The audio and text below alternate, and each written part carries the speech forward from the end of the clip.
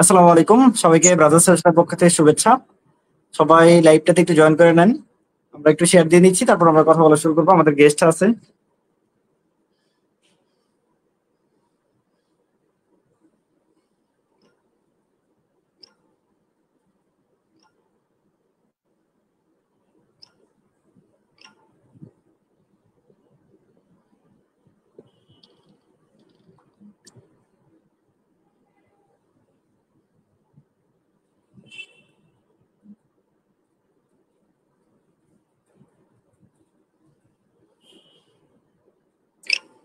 কথা শোনা যাচ্ছে কিনা একটু কেউ থাকলে একটু জানান, আমরা শুরু করে দেবো ইনশাল্লাহ।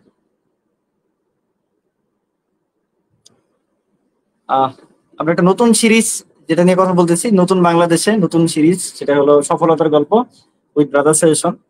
আমাদের অনেক স্টুডেন্টের অনেক গল্প যেগুলো আপনাদের সাথে শেয়ার করতে চাই, বা বলতে পারো ছোট ভাই বোন যারা আছেন তাদের ক্ষেত্রে হলো যে অ্যাডমিশন জার্নি আসলে এটা মোটামুটি বলা যায় লাইফের সবচেয়ে ক্রুশাল একটা টাইম, যে টাইমটা সবচেয়ে বেশি মানুষ ভালনারেবল থাকে। কারণ ওই মোমেন্টটা এসে হঠাৎ করে মনে হয় যে একটা বিশাল একটা সিলেবাসের মধ্যে পড়ে যাওয়া হয়।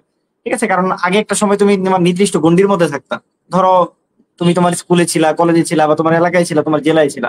বাট যখনই আমরা অ্যাডমিশন লাইফে চলে আসি তখন আসলে ব্যাপারগুলো বাংলাদেশ পুরো দেশব্যাপী হয়ে যায়। তা আমার প্রতিযোগী হিসেবে একজন কক্সবাজার আছে, আমার প্রতিযোগী হিসেবে একজন হলো পঞ্চগড় আছে, টেকনাফ থেকে তেতুলিয়া সব জায়গায় আমার প্রতিযোগী আছে। এবং সবাই আমার সবাই আমার প্রতিযোগী, সবার সাথে আমাকে কম্পিট করে আমাকে চান্স পেতে হয়। যাই হোক, সেগুলো নিয়ে আজকে গল্প বলবো। তো আমি আমার গেস্ট যে আছে, আমি গেস্টের তাহলে একটু অ্যাড করে নিচ্ছি। ঠিক আছে আপু, আমার কথা শুনতেছো কিনা? শুনলে তোমার পরিচয়, তোমার স্কুল কলেজ বা বর্তমানে কোথায় আছে একটু যদি শেয়ার করতাম। জি ভাইয়া, আসসালামু আলাইকুম। আমার নাম ইসমাম বিনতে জহির, পড়ালেখা করছি জাহাঙ্গীরনগর বিশ্ববিদ্যালয়, ফার্মেসি ডিপার্টমেন্ট, প্রথম বর্ষ। আমার কলেজ হচ্ছে আদমজী ক্যান্টনমেন্ট কলেজ, আর স্কুল হচ্ছে মণিপুর স্কুল, ব্রাঞ্চ 1। আচ্ছা আচ্ছা, ঠিক আছে। আচ্ছা আপু, তুমি তোমার স্বপ্ন কি ছিল তুমি যদি একটু শেয়ার করতে আমাদের সাথে, তোমার ছোটবেলা থেকে কি পড়ার ইচ্ছা ছিল, বা তোমার কি মনে হতো আর কি যে এই কোন লাইফে গেলে সবচেয়ে বেশি ভালো হবে? ভাইয়া, ছোটবেলা থেকে আসলে আমার ডাক্তার হওয়ার ইচ্ছা ছিল। মানে আমি তখন কক্সবাজারে থাকতাম বাসায়। তখন আচ্ছা ছোটবেলা আচ্ছা থেকে আব্বু আম্মু দুজনেই বলতো যে হচ্ছে ডাক্তার হও। আমিও তখন ছোটবেলায় কিছু বুঝতাম না, তো ভাবতাম যে ডাক্তারই হব। তো ওই আর কি, ওই তখন থেকেই ডাক্তার হওয়ার ইচ্ছা ছিল, তো প্রিপারেশনও নিয়েছিলাম ডাক্তারির, মেডিকেলের। আচ্ছা আচ্ছা, ডাক্তার হওয়ার ইচ্ছে ছিল। আচ্ছা, ভালো কথা। তারপরে তুমি মেডিকেল অ্যাডমিশন জার্নি কোচিং কোনটা করছিলা, কি কোচিং করছিলা? কোচিং রেটিনাতে ভর্তি ছিলাম, আচ্ছা আচ্ছা তারপরে হচ্ছে ব্যাটলস অফ বায়োলজিতেও ভর্তি ছিলাম। তারপরে এই যে আর মেডিকেল মডেল ভর্তি টেস্টের পরীক্ষা। সময় মডেল টেস্ট আচ্ছা আচ্ছা জায়গায়।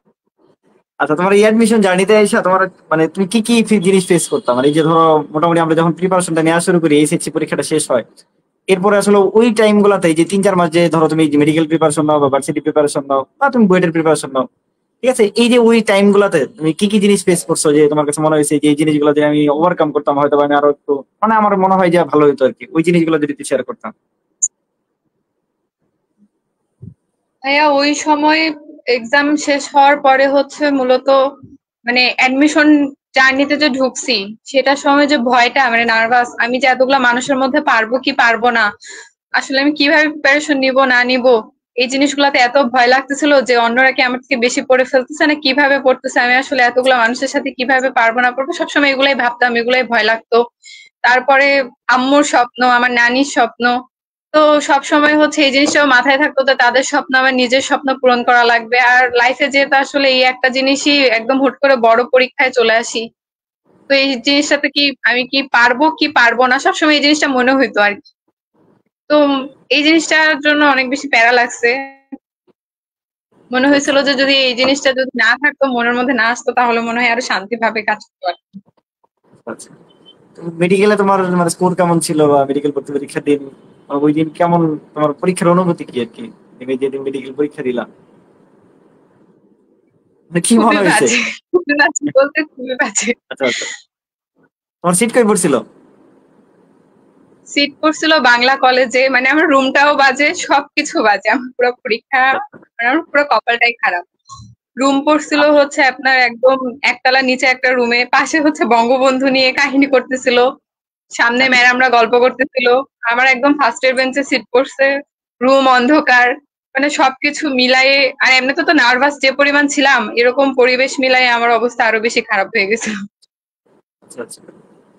আচ্ছা, এই মেডিকেল ভর্তি পরীক্ষা তোমার যে মনে হলো যে ধরো ধরো তোমার একটু খারাপ হয়েছে বা মন মতো হইলো না যখন, ঠিক আছে, যে মানে থাকে না একটা স্বপ্ন, যেমন ধরো মানে ভেঙে গেলে তখন মানে সেটা যেই স্বপ্নই হোক, ধরো হলো মানে অনেকে দেখবা স্বপ্ন আছে ধরো বইটা পড়াশোনা করবার, অনেকে স্বপ্নই আছে শুধু ঢাকা ভার্সিটিতে পড়াশোনা করা, অনেকে স্বপ্নই শুধু মেডিকেলে পড়াশোনা করা, ঠিক আছে, এমন অনেকের স্বপ্ন আছে। আমি বলছি যে শুধুমাত্র জাবিডি ইউনিটে ফার্মেসিতে পড়বে, এরকম আমি অনেকের স্বপ্ন হয়েছে যে ভাই আমি আর অন্য কিছু চাই না, আমি শুধু এই জাবিডি ইউনিটের ফার্মেসিতেই পড়তে চাই, আমার মেডিকেল দরকার নাই, আমার হলো বইয়ের দরকার নাই, বা আমার অন্য কোনো কিছু দরকার নেই, আমি ভালো স্টুডেন্ট, ঠিক আছে। মানে স্বপ্নের ব্যাপারটা আসলে কি, অনেকে দেখবো স্বপ্ন হইতে যায় আমি ফ্যাশন ডিজাইনার হব, আমি হলো পাইলট হবো, তো স্বপ্নের ব্যাপারটা আসলে মানে পার্সন টু পার্সন ভ্যারি করে।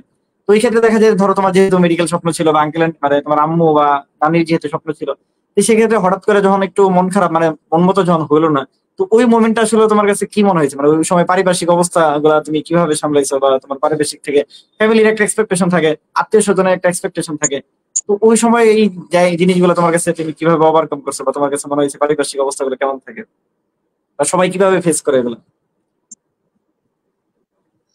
আসলে ভাইয়া, আমার যেটা হয়েছে যে ছোটবেলা থেকে তো কক্সবাজারে ছিলাম ক্লাস 5 পর্যন্ত, তারপরে ভালো রেজাল্ট করছিলাম দেখে নানু নিয়ে আসছিল ঢাকায়, নানি বাড়ি ঢাকাতে। তো তারপরে হচ্ছে মানে পরপর 8, 9, 10 অনেক ভালো রেজাল্ট করছি, তো কলেজেও হচ্ছে প্রিন্সিপাল অ্যাওয়ার্ড পাইতাম, এমনি পুরা কলেজ মিলাই 5, 6 এরকম পজিশন থাকতো। তো সবসময় ভালো রেজাল্ট করতে করতে তো সবাই এটাই আশা করে ফেলছিল যে মেডিকেলটা অনায়াসে আসবে, এই যে প্রিপারেশন আর পড়ালেখা সবসময় এরকমই ছিল। কিন্তু সমস্যা হয়ে গেছে 9, 10 থেকে যখন বুঝতে শিখছি যে আসলে ইঞ্জিনিয়ারিং সাইডটাতে বেশি আমার ভালো লাগাটা বেশি। কিন্তু আবার মেডিকেলটা যেহেতু নানু আপু নানু ভাইও চাইতো, আম্মুও চাইতো, আর আমিও ছোটবেলা থেকে যখন বলছি খারাপ লাগতো না, মানে চাইতাম না যে তাও না, কিন্তু আমি আসলে মানে আচ্ছা আচ্ছা। ব্যাপারটা এমন কেমন যেন একটা কনফিউশনের মাঝখানে চলে আসছে যে ইঞ্জিনিয়ারিং সাইডে যাব নাকি মেডিকেল সাইডে যাব। তখন একবার মনে হচ্ছিল যে ইঞ্জিনিয়ারিং প্রিপারেশন নিলে খুব ভালো হতো, তারপরে পাশাপাশি বায়োলজিটা পড়লে হয়তো আমি সব জায়গায় টিকতাম। এ কারণে বলছিলাম, তো ইঞ্জিনিয়ারিং এতেও ভর্তি করাইছিল কিন্তু ক্লাস ক্লাস কিছু করি নাই। তো যাই হোক, তারপরে মেডিকেলটা পড়া শুরু করছি। তারপরে এই যে যাই হোক, কিছু একটা কারণে আমার হয় নাই আসলে, ব্যাড লাক। তারপরে আর এর আগে দিয়ে সব সময় ওই যে এক্সপেকটেশন যেটা আম্মু চায়, নানি চায়, আর সবাই ভাবে যে আমি টিকেই যাবো ইনশাল্লাহ। তো এদের যখন এই জিনিসটা যখন করতে পারি নাই, আমি আসলে আশাটা পূরণ করতে পারি নাই, তারপরে আমি ভাবছিলাম যে হয়তো সব শেষ। ওদেরকে মনে হয় আমি ওদের সব স্বপ্ন আশা ভরসা শেষ করে দিছি, ওরা আমার উপর সমস্ত কিছু আশা ভরসা করে রাখছিল, আমি পারলাম না। এই জিনিসটা তখন আসলে আমার নিজের মনে হচ্ছিল, মানে ওরা যে কষ্ট পাচ্ছে আমি সেটা বুঝতে পারতেছি, কিন্তু সেই মুহূর্তে কেউ আমাকে আমার সামনে কোনো কিছু কেউ প্রকাশ করে নাই। মানে আমি সেই মুহূর্তে যদি আম্মু আর নানাপু যে পরিমাণ সাপোর্ট পাইছি, সেই আচ্ছা আচ্ছা। সাপোর্টটা যদি না পাইতাম তাহলে আমি আর একটা জায়গাতেও চান্স পাইতাম না, এই আর কি। সেটাই।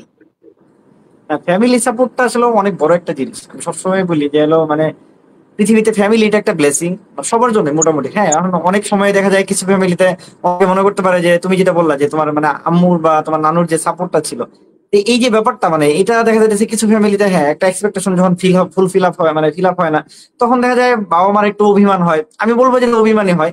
ধরো অনেকের ক্ষেত্রে একটু প্রেশার হয় বা অনেকে একটু বকাঝকা করতেছে, এটা অনেকেই ভালোভাবে নেয় না। বাট আমি সবসময় বলি যে দেখো পৃথিবীতে যদি কেউ মানে নিঃস্বার্থভাবে তোমার ভালো চায়, সেটা নিঃসন্দেহে বাবা মা বা তোমার পরিবার। কারণ পরিবারই একমাত্র জায়গা যেখানে তোমার মানে স্বার্থের কোনো ব্যাপার নাই। তো তারা একদম বললাম না নিঃস্বার্থ ভাবে তোমার ভালোটা চায়। হ্যাঁ হয়তো বা তোমার সাথে সাময়িক ভাবে তোমার সাথে মন খারাপ করতেছে, বা তোমার সাথে একটু ব্যাড বিহেভ করতেছে, তোমার কাছে মনে হচ্ছে আমাকে সাপোর্ট দিচ্ছে না, ঠিক আছে। বাট যারা বাচ্চ, যদি কেউ সাপোর্ট এরকম পেয়ে থাকো, আমি বলবো এটা একদম মানে এটা লাইফের সবচেয়ে বেস্ট একটা ফিলিংস, যে তুমি তোমার একটু মানে খারাপ টাইম গুলোতে তুমি তোমার ফ্যামিলি সাপোর্ট তোমার সাথে ছিল, ঠিক আছে। তো যাই হোক, তুমি এরপরে যেটা বললাম যে ধরো তোমার এই মেডিকেল ভর্তি পরীক্ষার পর তোমার জাবিডি ইউনিটের জন্য আমি তো জানি, কারণ যেহেতু আমরা জাবিডি ইউনিট নিয়ে কাজ করি মোটামুটি 4-5 বছর। তো ওই জাবিডি ইউনিটের ধরো তোমার মাত্র একদম 12 দিন সময় ছিল, আমরা যেমন 12 ডেজ রিস্টার্ট মিশনটা চালাইছিলাম, তো আমার এই জন্য মনে আছে আর কি। তো এই তো কম সময়ের মধ্যে ধরো একটা মেডিকেলের যে এই যে সময়টা মানে ধরো তোমার যে খারাপ গেছে মানে যাই হোক, তা আসলে মন খারাপ মানে যেটা বললাম তোমার তুমি এক্সপেকটেশন অনুসারে রিয়েলিটিতে যদি তোমার একটু গ্যাপ চলে আসে, তখনই আসলে আমাদের মনগুলা খারাপ হয়।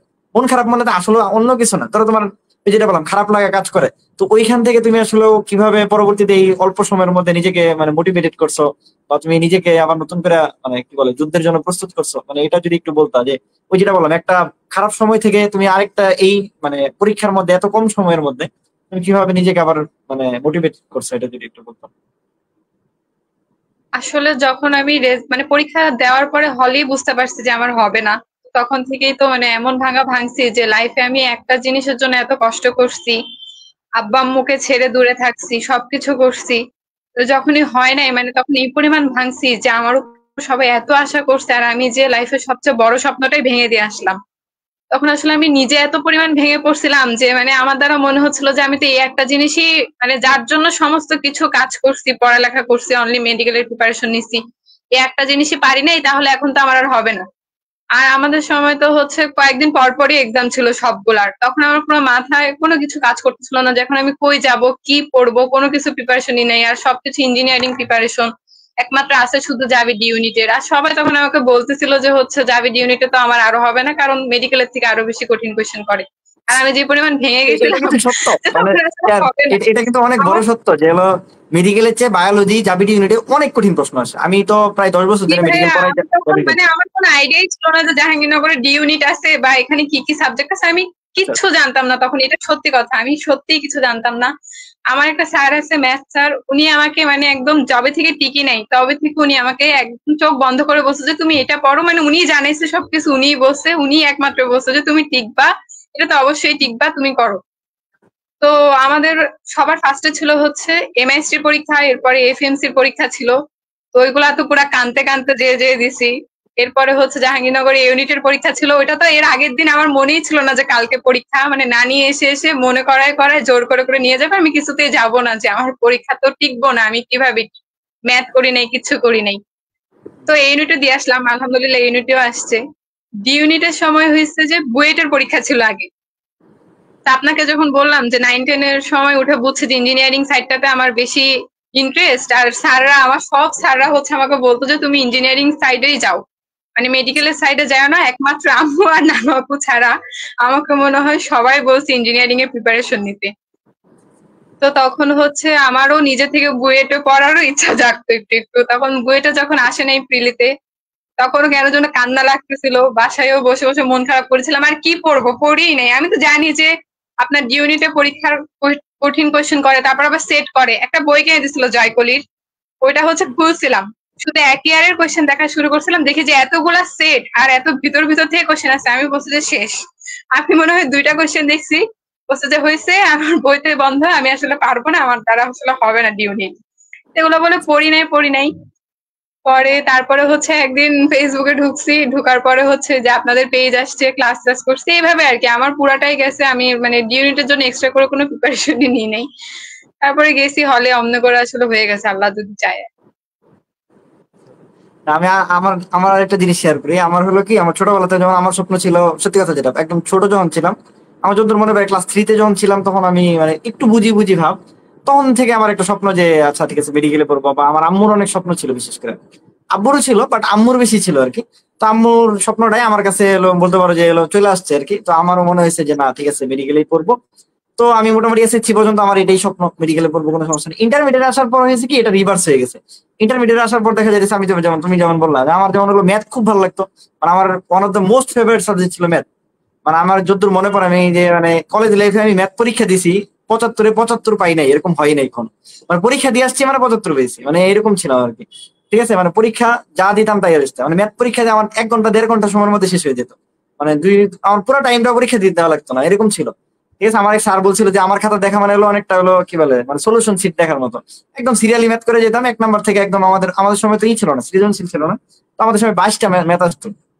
আমি আমার মনে পড়ে কোনোদিন আমি এরকম হয় না যে 1 নাম্বারের পর 3 নাম্বার ম্যাথ করছি। তো আমি একদম সবসময় সিরিয়ালি ম্যাথ করতাম, 1 নাম্বার থেকে শুরু করতাম, 22 নাম্বার পর্যন্ত করতাম।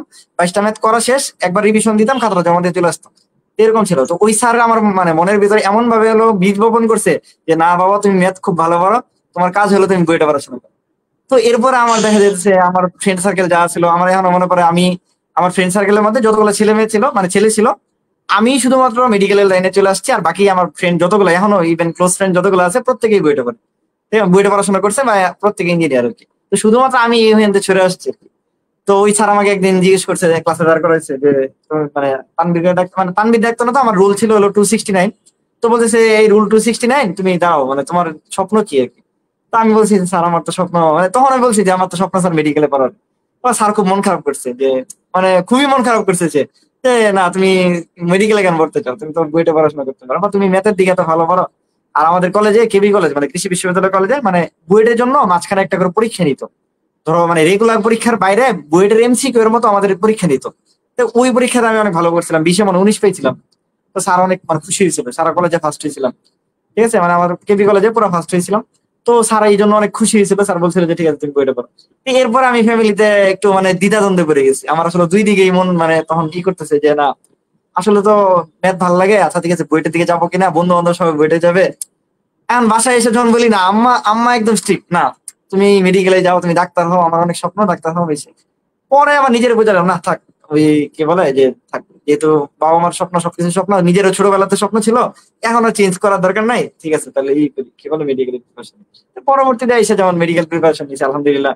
আমি আমার সময় মনে পড়ে আমি একটা ফর্ম তুলছিলাম, ঠিক আছে, মানে আমি শুধু মেডিকেলে ফর্ম তুলছিলাম, আমি আর অন্য কোথাও ফর্ম তুলিনি। যদি চান্স না পাইতাম ফার্স্ট টাইম, মানে তাহলে আমার পরবর্তীতে সেকেন্ড টাইম পরীক্ষা দিতে হতো, মানে অন্য কোনো ফর্ম তুলিনি। ইভেন ঢাকা ভার্সিটি পরীক্ষা আমাদের আমাদের সময় মেডিকেলের আগে ছিল, মানে আমার মেডিকেলের পরীক্ষার 1 মাস আগে ঢাকা ভার্সিটি পরীক্ষা ছিল। তো ঢাকা ভার্সিটি আমি পরীক্ষাই দিতে চাই নাই, মানে ফর্মই তুলি নাই, পরীক্ষা দেওয়ার তো পরে কথা। তো ঢাকা ভার্সিটি আমার বন্ধু বান্ধব সবাই চান্স টান্স পাইছে, আর আমি তো পরীক্ষাই দিইনি। আমি পরবর্তীতে মেডিকেল পরীক্ষা দিয়েছি। আমি যেটা বললাম আর কি, খুব প্রেশারের মধ্যে ছিলাম। যদি চান্স না হয়তো মানে হয়তো 1 বছর ওয়েট করা লাগতো। তো যাক, আল্লাহ রহমত করছে। আর ঠিক তাহমিদের ক্ষেত্রে ঠিক উল্টা কথা। তাহমিদ হলো আমার আমার কথা হলো, আমি ডাক্তার হয়েছি, আমার স্বপ্ন ছিল পরিবারে একজন ডাক্তার দরকার, ঠিক আছে। তো আমার ছোট ভাই যে তাহমিদ, ওর আমি বললাম যে ঠিক আছে তুই তাহলে এক কাজ কর, তুই বুয়েটে পড়াশোনা কর, আমি আর তোমার মাহমুদ ভাই আর কি। তো দুইজন মিলে আমরা ফার্স্ট ইয়ার থেকে, আমার এক বুয়েটের ফ্রেন্ড ছিল, ওরে দিয়ে আমি পুরা ম্যাথ শেষ করে দিয়েছি একদম ফার্স্ট ইয়ারের প্রথম দিকে। ম্যাথ শেষ করে দিয়েছি, ফিজিক্স শেষ করে দিয়েছি, যে তুই বুয়েটে পড়াশোনা কর, তোরা আমরা বুয়েটে না তোরা মানে একদম এমআইটি দিয়ে পড়াবো, মানে এরকম স্বপ্ন আর কি, অক্সফোর্ড এমআইটি মানে বড় বড় ইয়েতে পড়াবো, ম্যাথমেটিক্স। ওরকম ভাবে বলে বলতেছিলাম যে তুই এরকম পড়বি। তো ও দেখা যেতেছে 6 মাস পরে ও দেয়া বলতেছে কি, মানে আমার ছোট ভাইটাকে, তো আমার মেজো ভাইটাকে, যে মেজো ভাই আমার কি বলে আমার দেয়া হলো বুয়েট টুয়েট হবে না এগুলা, ঠিক আছে, আমার ম্যাথ করতে ভালো লাগে না, আমার মেডিকেলে পড়তে ভালো লাগে, আমি মেডিকেলের জন্য পড়াশোনা করি। মানে আমরা দুই ভাইয়ের মানে পুরা তোর মতো মানে একদম পুরা রিভার্স হয়ে গেছে। ও আইসে 6 মাস পরে বলে জানো ও ভাইয়া বুয়েটে টুয়েটে আমারটাও পড়তে এই চান। ছোটবেলা থেকে আম্মুও বলতো আমিও বলতাম, আসলে তখন তো বুঝতামও না যে আর কি আছে না আছে, আমি এত কিছু জানতাম না। আমি জানতাম ভাই ডাক্তার না হয় ইঞ্জিনিয়ার, ওই ডাক্তার ঢুকাই দিছে মাথায়, আমিও বুঝছি যে আচ্ছা, ঠিক আছে ডাক্তারই হবে, ডাক্তার ছাড়া আর কি হবে, মেয়ে মানুষ। তারপরে এই যে ইন্টার আসলো, 9-10 গেল, এত ভালো করতাম, স্যাররা বলে যে তুই যেভাবে এক দেখাতে অল্প মিনিটের মধ্যে কঠিন জিনিস সলভ করে ফেলিস, মানে তোমার ইঞ্জিনিয়ারিং সাইডে যাওয়া দরকার। আর আমার একটা জিনিস ঢুকে গেছিল যে আমি মানে ঢাকা ভার্সিটির ওই এরিয়ার 3টাতে যে কোনো একটাতে পড়বোই পড়বো, হয় ঢাকা মেডিকেল, না হয় ঢাকা ভার্সিটির অ্যাপ্লাইড কেমিস্ট্রি, আর না হয় আচ্ছা আচ্ছা। বুয়েট। মানে এই 3টা যে কোনো একটাতেই পড়তে হবে, আমার যেভাবেই হোক প্রিপারেশন ওভাবেই নেওয়া লাগবে। তো অনেক ভাবছিলাম যে মনে হয় ইঞ্জিনিয়ারিং সাইডটা যেহেতু বেশি টানে, আর সবাই যেহেতু ইঞ্জিনিয়ারিং এর জন্য প্রিপারেশন নিতে বলতেছে, ইঞ্জিনিয়ারিংটা প্রিপারেশন নিয়ে পাশাপাশি মেডিকেলের জন্য পড়লে মনে হয় সবকিছুতে ঠিক।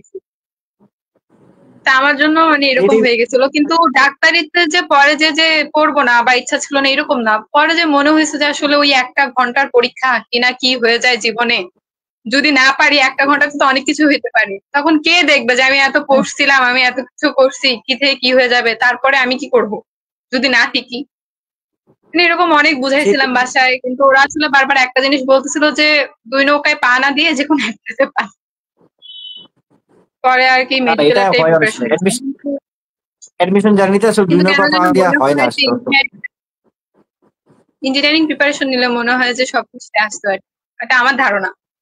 আসলে ওই যে তাইও আচ্ছা আচ্ছা। ডিসেম্বরের আগে, মানে ডিসেম্বরে আমার অ্যাডমিশনের আগে দিয়ে আব্বু মারা গেছে, ওই সময় পুরো 1 মাস আমার পড়ালেখার মধ্যে যে গ্যাপ পড়ছিল, পড়ালেখা এটা সবকিছু অনেক বড় মানে সিলেবাসও ধাক্কা শেষ ছিল। করছিলাম, পড়ালেখা শেষও করছিলাম, কিন্তু আসলে ওই সময়ের যে গ্যাপ, আর সবাই তো একদিনে কি পরিমাণ পড়া আমি ওই 4-5 মাসে বুঝছি। মানে মেডিকেলের প্রিপারেশন আর অ্যাডমিশন টাইমে যে একটা দিনের পড়া গ্যাপ যাওয়া মানে কি পরিমাণ পড়া গ্যাপ যাওয়া, আর আমার 1 মাস ধরে আমি কোনো কিছু ঠিক নাই। তখন এসে পড়ালেখা শেষ করার পরে আমার বারবার মনে হচ্ছিল যে 1 মাসে তো সবাই আমার থেকে বেশি পড়ে ফেলছে, এখন আমি কিভাবে পারবো, ওরা যদি 5-6 বার বই রিভিশন দেয়, আমি 2-3 বার রিভিশন দিচ্ছি, তাহলে কিভাবে হবে। এত নার্ভাস ছিলাম, মানে পারা জিনিস আমি ভুল করে দিয়ে চলে আসছি, মানে না একদম এটা হওয়া স্বাভাবিক, মেডিকেল কারণ আমার হলো কাছে। না, এটা কেন বললাম মানে ধরো মানে আল্লাহ আঙ্কেলকে জান্নাত বেশি করুক, যারা লাইভটা দেখতেছেন অবশ্যই ওর আব্বুর জন্য দোয়া করবেন। কারণ ধরো মানে ফ্যামিলিতে বাবা মা তো পৃথিবীর শ্রেষ্ঠ জিনিস, মানে শ্রেষ্ঠ একটা উপহার। তো একদম ফ্যামিলির একজন গার্জিয়ান, ধরো তোমার আব্বু যখন মানে এই অ্যাডমিশন জার্নির ওই সময় আঙ্কেল যখন মারা গেছে, এরপর যে তুমি আসলে ওইখান থেকে ব্যাক করে আইসা পড়াশোনায় ফেরত আসছো, এটাই অনেক বড় একটা ব্যাপার। ঠিক আছে, মানে আমি বলবো তোমাকে, আমি অবশ্যই সেলুট করি এটার জন্য। যাই হোক, আল্লাহ অবশ্যই আঙ্কেলকে জান্নাত বেশি করুক, আমরা দোয়া করি সবাই। আর একটা ব্যাপার যেটা বললাম আর কি, তো ওই মোমেন্ট আসলে যেটা বললাম, নিজেকে ঠিক মতো ধরে রাখা আবার ওইখানে ব্যাক করা, এটা ছোট টাফ ছিল। তা আল্লাহ যাক, আল্লাহ সহজ করে দিয়েছে। ঠিক আছে, আর আল্লাহ ইজ দ্য বেস্ট প্ল্যানার, সবসময় একটা কথা বলি। ঠিক আছে, যে তুমি ধরো তোমার কাছে মনে হতে পারে যে আমি মনে হয় মেডিকেলে চান্স পেলাম না, এটার জন্য আমার মনে হয় মানে মানে লাইফটা মনে হয় নষ্ট হয়ে গেছে, বা লাইফটা মানে স্বপ্নটা পূরণ হলো না, এরকম কিচ্ছু না। মানে আমি সবসময় একটা জিনিস বিশ্বাস করি, যে আমি আমি কখনো তুমি এটা মানে মানে তোমাকে এটা মানে যার লাইফটা দেখতে সবারই বলতেছি, আমি কোনো সময় এরকম হয়েছে না যে আমি জীবনেও কোনোদিনও মানে ইভেন এখনো স্টিল নাও কখনো আমি এটা চাই না যে আল্লাহ তুমি আমার মেডিকেলেই চান্স দিও। আমি সবসময় একটা কথা বলতাম আল্লাহর কাছে, যে আল্লাহ তুমি যদি মনে করো যে আমার জন্য এটা মঙ্গলকর বা আমার জন্য এটা কল্যাণকর, তাহলেই শুধুমাত্র তুমি আমাকে মেডিকেলে চান্স দিও। মানে আমার জন্য যদি ভালো না হয়, সেটা মেডিকেল কেন, সেটা পৃথিবীর যে কোনো কিছু হইতে পারে, সেটা তুমি আল্লাহ আমাকে কখনোই দিও না তুমি। তো আমার কাছে মানে বললাম না, সবাই বলে না যে আল্লাহ তুমি প্লিজ মানে আমার মেডিকেল আল্লাহ তুমি দিওই, মানে এরকম আমি কখনোই মানে দোয়াও করতাম না লিটারালি। আমার দোয়াটাই ছিল এরকম যে আমার জন্য যদি ভালো হয়, আর যদি ভালো না হয় তাহলে আমার মেডিকেলে চান্স তো কোনো দরকার নেই। তো আমার জন্য যদি ভালো হয়ে থাকে, তাহলে তুমি শুধুমাত্র আল্লাহ তাআলা তুমি আমার এই জায়গায় চান্স দিও। ঠিক আমার কথা সবাই, আমার যারা লাইফটা দেখবে, আমার জুনিয়র বা স্টুডেন্ট যারা আছো, শুভাকাঙ্ক্ষী যারা আছো, মানে সবার কাছে আমার একটাই রিকোয়েস্ট থাকবে, মানে স্বপ্নটা এরকম নয়, সবার স্বপ্নই থাকবে, বাট সবার দোয়াটা আসলে হওয়া উচিত এরকম, যে আল্লাহ আমার জন্য ভালো যেটা হয় সেই জিনিসটা যেটা আমার কাছে আছে। কারণ আমরা তো মানুষ সাময়িক ভাবে জাজ করি, ধরো মানে আমরা সফলতা আর ব্যর্থতা কিন্তু আমাদের আমাদের জাজমেন্টটা কিন্তু একদম সাময়িক। ধরো আমরা ক্লাস 6-এ যখন ক্লাস রুল মানে ক্লাস 8-এ যখন ধরো আমার কথা ক্লাসের রুল 1 হয়েছে কিনা ওটাই আমার সফলতা ছিল তখন, বা এসএসসি আমি গোল্ডেন পাইছি কিনা ওটাই আমার সফলতা ছিল আমার ওই মোমেন্ট গুলাতে। ঠিক আছে, কিন্তু দেখা যায় সময়ের সাথে সাথে সাথে দেখা যায় যে ক্লাস 5 আমার রুল 1 ছিল কিনা, বা ক্লাস 10-এ আমার হলো রুল 1 ছিল কিনা, এগুলো কিন্তু ম্যাটার করতেছে না এখন। এখন এসে কি তোমার কাছে মনে হয় যে তুমি ক্লাস 8-এ তোমার রুল কত ছিল, এটা কি ম্যাটার করতেছে বলো? এখন কিন্তু করতেছে না। না। তো এটাই সময়ের প্রেক্ষাপটে সব চেঞ্জ হয়ে যায়। কারণ আমরা যখন ছোট থাকি তখন একরকম চিন্তা ভাবনা, বড় হলে আরেক চিন্তা ভাবনা চলে আসে আর কি। তো আরেকটা কথা জি হলো যে ভাইয়া, মানে তাহমিদের ব্যাপারে যেটা, হ্যাঁ বলো বলো মেডিকেলে বলো। না টিকার পরে আসলে আমার সমস্ত ধারণা চেঞ্জ হয়ে গেছে। এর আগে দিয়ে মানে আমার আসলে সমস্ত কিছু ডিপেন্ড করতো মেডিকেলের উপরে, মানে আমি 2-3 বছর ধরে বাসায়ও যাইতাম না। আমার আব্বু অসুস্থ ছিল, তো উনি হচ্ছে এরকম কথা বলতে পারতো না, প্যারালাইজ ছিল।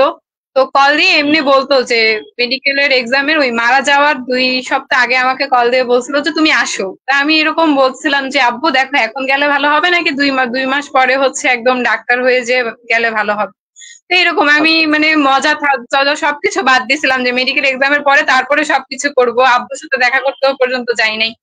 মানে এই জিনিসগুলো যখন আমার রেজাল্ট যখন দেখছি যে মেডিকেল আসে নাই, মানে আমার বারবার এই জিনিসগুলোই মাথায় কাজ করছিল যে আমি এত কিছু বাদ দিলাম এই জিনিসের জন্য, আমার এই জিনিসটা আসলো না। যখন আসে নাই তারপরে আম্মু বোঝানো শুরু করছে, নানি বোঝানো শুরু করছে, আসলে রিজিক একটা বড় কথা, যে জায়গায় রিজিক আল্লাহ রাখছে, তোমার জন্য যেটা ভালো আল্লাহ রাখছে, তুমি যতই চেষ্টা করো না কেন, তুমি মানে ওই জিনিসটা কখনোই পাবা না আল্লাহ যদি না চায়। আসলে আমার কপালটাতে এরকমই হয়েছে, আমার এত কিছু গেছে অ্যাডমিশন টাইমের উপর দিয়ে, আমি আসলে এখন আর কোনো কিছু নিয়ে রিগ্রেট করি না। মানে যা করছে আল্লাহ ভালোর জন্যই করছে। এটা রিগ্রেট করা উচিত না, এটা সবার জন্য আমি হিসাব কথা বলি যে মানে আমি আরেকটা কথা বলি, ধরো হলো মানে তোমার তোমার ঘটনাটা অনেকটা তোমার মাহমুদ ভাইয়ের মতো। মাহমুদ ভাই ধরো হলো ফার্স্ট টাইম মেডিকেল প্রিপারেশন নিছে, খুবই ভালো করতো। আর আমি সবসময় বলি আমার লাইফে তোমার মাহমুদ ভাই কিন্তু বয়সে বড় হলেও আমার কিন্তু পড়াশোনায় সবসময় ছোট, মানে আমার স্টুডেন্ট বলতে পারো। তাহমিদ তোমার মাহমুদ ভাই দুইজনই আমার স্টুডেন্ট। আমি সবসময় বললাম আমার লাইফে সবচেয়ে ভালো স্টুডেন্ট হলো তোমার মাহমুদ ভাই, মানে যারা আমি প্রশ্ন করে কখনো আটকাতে পারতাম না। লাইভে যারাই দেখতেছেন সবাই এই কথাটা বলি, আমার লাইফে আমি প্রচুর স্টুডেন্ট পড়াইছি আলহামদুলিল্লাহ, মানে হাজার হাজার স্টুডেন্ট পড়াইছি। ঠিক আছে, লাখের উপরে চলে যেতে পারে সব মিলা। কিন্তু আমার কাছে মনে হয় এখনো পর্যন্ত আমার স্টিল নাও যে আমার লাইফে সবচেয়ে আমার বেস্ট স্টুডেন্ট হলো আমার মাহমুদ ভাই, মানে আমার ভাই। ও নিজের ভাইয়ের জন্য না, কারণ আমি কখনো এরকম হয় নাই যে ওরে বায়োলজি বা কেমিস্ট্রি বা ফিজিক্স থেকে প্রশ্ন করছি ওরে আটকাইতে পারছি। সবসময় সব পারতো। হ্যাঁ, লাকিলি ওর হলো রেজাল্ট গুলা খারাপ ছিল, ওর এসএসসি তে 4.81 ছিল, এইচএসসি তে 4.75 ছিল। তো মেডিকেলে ওর দেখা যেতেছে ফার্স্ট টাইমে 200 নম্বর করার কারণে 9 কাটা যেত, সেকেন্ড টাইমে আরো 5 নম্বর কাটার জন্য 14 নম্বর কাটা দিত। তো দুইবারই কিন্তু মেডিকেলে স্কোরও পার করছিল, যেমন আমার 2টা A+ আছে, আমি হলো মেডিকেলে চান্স পেয়ে গেছি। ওর যদি 2টা A+ থাকতো ও কিন্তু মেডিকেলে চান্স পেয়ে যেত। তো যাই হোক, ও তো ফার্স্ট টাইম চান্স পেলো না, সেকেন্ড টাইম চান্স পেলো না। তো এরপরে যেমন যেদিন চান্স হইলো না, ওই দিন রাতে আমার এখনো মনে আছে, মানে আজকে রাতে ধরো রেজাল্ট হয়েছে, কালকে সকাল 9টায় হলো জাহাঙ্গীরনগর ভর্তি পরীক্ষা। এবং সারা রাত আমি জার্নি করে গেছি, জার্নি করে যায় সকাল 5টা না 6টার সময় যা পৌঁছেছি। ঠিক আছে, এরপরে পরীক্ষা তো আমি একটু ঘুমাইছিলাম, ও ঘুমায় নাই। খাওয়া দাওয়া শেষ করছি, শেষ করে হলো ওরে ভর্তি পরীক্ষা দিতে নিয়ে গেছি। ওরে হলে ঢুকাই দিলাম, আমি পরে বাইরে রইলাম। এই বেরোনোর পরেও আমার 2টা প্রশ্ন জিজ্ঞেস করছে, আমার যত মনে পড়ে। একটা হলো সন্ধি থেকে একটা প্রশ্ন আসছে, জিজ্ঞেস করছে, ওটা ওর হয় নাই। আরেকটা কি বাংলা, আরেকটা কি জানি সাহিত্য নিয়ে প্রশ্ন আসছে, ওটা ওর হয় নাই। মানে দুইটা প্রশ্ন করছে, দুইটাই ওর হয় নাই। ও বলছে যে মেডিকেল পরীক্ষা মোটামুটি ভালো দিয়েছিলাম, চান্স হয় নাই, এখানে পরীক্ষা দিছি, এটাও চান্স হওয়া সম্ভব না। ঠিক আছে, তা আমি বলছি সমস্যা নেই, চলো বাসায় যাই। ঠিক আছে, এরপরে বললাম, এরপরে মাইমিসিং চলে আসছি। এরপরে রাতে তো জাহাঙ্গীরনগর রেজাল্ট তো ওই দিনই দিয়ে দেয়। তো রাতে আমরা আড্ডা দিতেছিলাম আমার ফ্রেন্ডদের সাথে।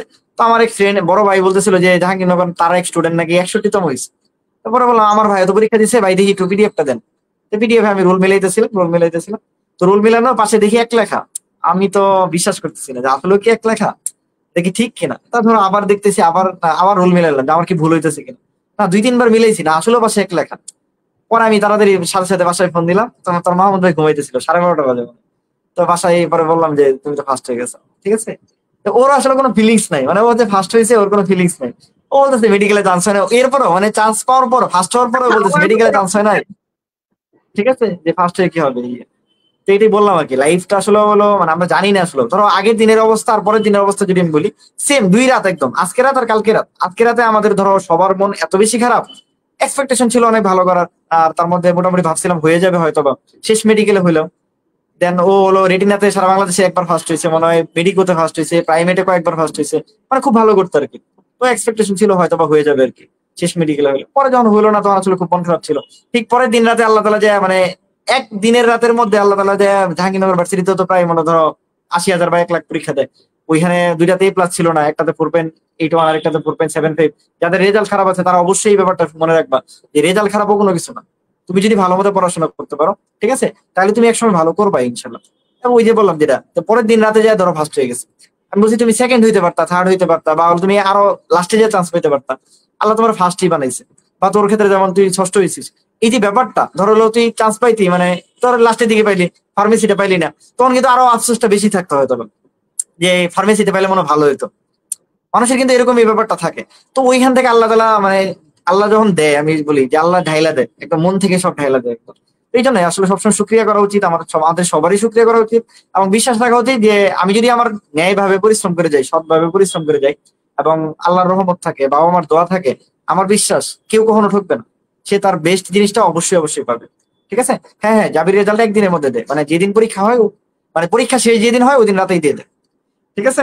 আচ্ছা, আর একটা ব্যাপার হলো যে তুই এরপরে কি সেকেন্ড টাইম প্রিপারেশন নিতে চাস কিনা, এটা যদি একটু শেয়ার করতে আমাদের সাথে, বা মেডিকেলে তোর আরো পড়ার ইচ্ছা আছে কিনা, ভাইয়া আমাকে বা যদি যেহেতু জিজ্ঞেস ফার্স্ট করেন, টাইমে আছিস। মানে আমার টিকার হ্যাঁ, ইচ্ছা আছে, যে আমি তো ডাক্তার হওয়ার জন্য এত কিছু করছি যে একবার টিকি, কিন্তু আসলে সত্যি বলতে এই পরিমাণ ভাঙছি যে আমি এখনো মনে হয় মন থেকে ঠিক হইতে পারিনি। আমার কাছে মনে হয় যে আমি ওই ভয়ানক আচ্ছা জায়গায় যাবোই না, আমার যদি আবার না আসে তখন আমি কি করব।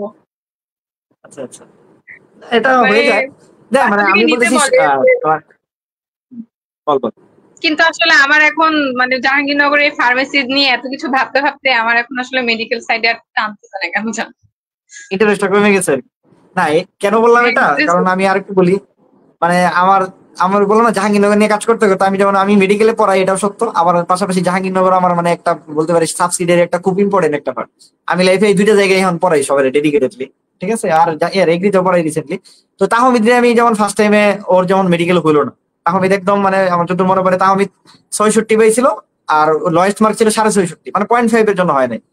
তা আবারও মন খারাপ। ঠিক আছে, তো তো এরপরে যেমন হলো জাহাঙ্গীরনগর পরীক্ষা দেওয়া হলাম, ফার্স্ট টাইম তাহমিদ 72তম হয়েছিল, মানে বায়োকেমিস্ট্রিতে চান্স পেয়েছিল। তো তাহমিদ মানে আমার ছোট ভাই আর কি, যারা নতুন দেখতেছে তারা জানো না আর কি। মানে মাহমুদ ভাই আমি তো, আমরা 3জনই তো কাজ করি। তো তাহমিদ যখন ফার্স্ট টাইম 72তম হলো, দেন বায়োকেমিস্ট্রিতে ভর্তি করাইলাম। তো এরপরে আর ক্লাস ক্লাসে যায় নাই ও। তো ওর যেমন স্বপ্ন ছিল যে না মেডিকেলে পড়বে, আর যেহেতু ওর A+ ছিল, আমি বলছি যে তোর যেহেতু নাম্বার কাটা যায় না, শুধু 5 নাম্বার কাটা যায়, সো এটা খুব বেশি ম্যাটার করবে না, তুই সেকেন্ড টাইম ভালো মতো প্রিপারেশন নে। ঠিক আছে, এই জন্য আমি যেমন ওর মোটিভেটেড করছি, এবং মোটামুটি ওরা বলছি যে তুই মানে তো জাহাঙ্গীরনগর চান্স পাওয়াটা দরকার ছিল, ওই জায়গায় ভর্তি হওয়াটা দরকার ছিল, কারণ ফার্স্ট টাইমে একটা জায়গায় ভর্তি না হলে কনফিডেন্সটা লো হয়ে যায়। তো এই জন্য আমি সবারই বলবো যারাই ফার্স্ট টাইমে আছো, অবশ্যই কোনো না কোনো জায়গায় তোমাকে মানে এটা গেইন করতে হবে যে আমি একটা জায়গায় চান্স পেয়েছি। তোমার যদি সেকেন্ড টাইম করার ইচ্ছা থাকেও, ঠিক আছে, দেন তুমি সেকেন্ড টাইম করলে কি হয়, তোমার কনফিডেন্সটা থাকে যে না আমি একটা জায়গায় তো চান্স পেয়ে আছি, আমি ভালো কিছু করতে পারবো। তো তা আমি এটা বললাম যে ওই সেকেন্ড টাইম আমি যেমন করে আমি আমার যত মনে পড়ে জাহাঙ্গীরনগর পাঠাই নাই, খালি ভর্তি করা ব্যতীত ওরা আমি জাহাঙ্গীরনগর কোনো ক্লাসে পাঠাইনি। পুরো 1 বছর ডেডিকেটলি মেডিকেলের জন্যই পড়ছে।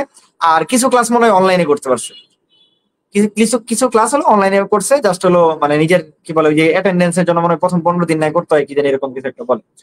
তো এরপরে যেমন হলো সুন্দর করে করার পরে আমি যেমন ভালো মতো প্রিপারেশন নেওয়া হয়েছি মোটামুটি 2 জায়গায়, মানে আমরা যতটুকু গাইডলাইন দেওয়া যায়, তো আলহামদুলিল্লাহ এবার কিন্তু ওর নাম 5 নাম্বার কাটা যায় ঠিক আমার মেডিকেলে চলে আসছে, মানে আমার নিজের মেডিকেল, মানে ময়মনসিং মেডিকেলে চলে আসছে।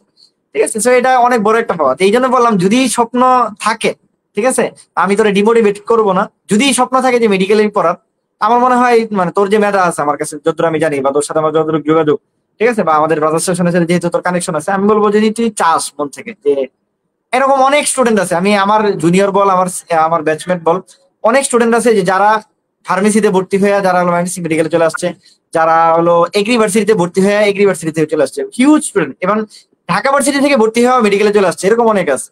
ঠিক আছে, যদি স্বপ্ন থাকে, আমার কথা হলো দেখো যে না আমি সাদা অ্যাপ্রন গায়ে জড়ানোর স্বপ্নটা আমার আছে, বা বাবা মা বা মানে আমার আব্বু আম্মুর একটা স্বপ্ন যেহেতু আছে, আমি যদি চাই তাহলে সেক্ষেত্রে আমার মনে হয় মানে যে মানে দেখতে পারিস চা। আর যদি মনে হয় যে না দরকার নাই, আমি মোটামুটি আলহামদুলিল্লাহ এই জায়গায় ফিক্সড থাকবো যে আমার ফার্মেসি নিয়ে, এটাতেও হিউজ অপরচুনিটি। আমি আবার বললাম ফার্মেসিতে কিন্তু হিউজ অপরচুনিটি। বাংলাদেশের এমন একটা সেক্টর যেটা মেডিকেলের সাথে রিলেটেড, ঠিক আছে, যেটা ড্রাগ নিয়ে কাজ করার লাগে। আমি আমার তোর মাহমুদ ভাই অনেক কিছু বলতাম যে ফার্মেসি, মানে আমি ওরা পড়াই দিতাম কিছু জিনিস, কারণ আমিও ফার্মাকোলজি পড়ি, ও ফার্মাকোলজি পড়ে, হয়তো আমার 1 বছরের জন্য ফার্মাকোলজি পড়তে হয় আর ওর 5 বছরের জন্য ফার্মাকোলজি। জিনিসটা কিন্তু একই, মানে ও যে ড্রাগটা, তোরা যে ড্রাগটা হলো মানে ফরমেশন গুলো পড়তেছি ওগুলাই তো আমরা লিখি, আর আমি কিন্তু ড্রাগের ফরমেশন জানি না। তোরা মানে ফার্মেসিতে যারা পড়তেছে তারা কিন্তু ড্রাগের ফরমেশন জানে। তো আমি বলি একদম মেডিকেলের সাথে খুবই রিলেটেড, এবং এখান থেকে গবেষণা থেকে শুরু করে অনেক কিছু করা যায়, অনেক স্কোপ। ঠিক আছে, তো ওইটা মানে জাস্ট বলার বলা বললাম আর কি। যদি স্বপ্ন থাকে, আমার কাছে স্বপ্ন যদি থাকে সেক্ষেত্রে মানে ভেবে দেখতে পারিস। মানে ভাই আমার এখন অবস্থাটা হয়েছে এমন কনফিউজিং যে আমি কি করব কি চাই আসলে আমি কিছু বুঝতেছি না। আমার আসলে প্রথমবার না হয়ে আমি এখন ওই ট্রমা থেকে বের হইতে পারিনি, এরকম টাইপের।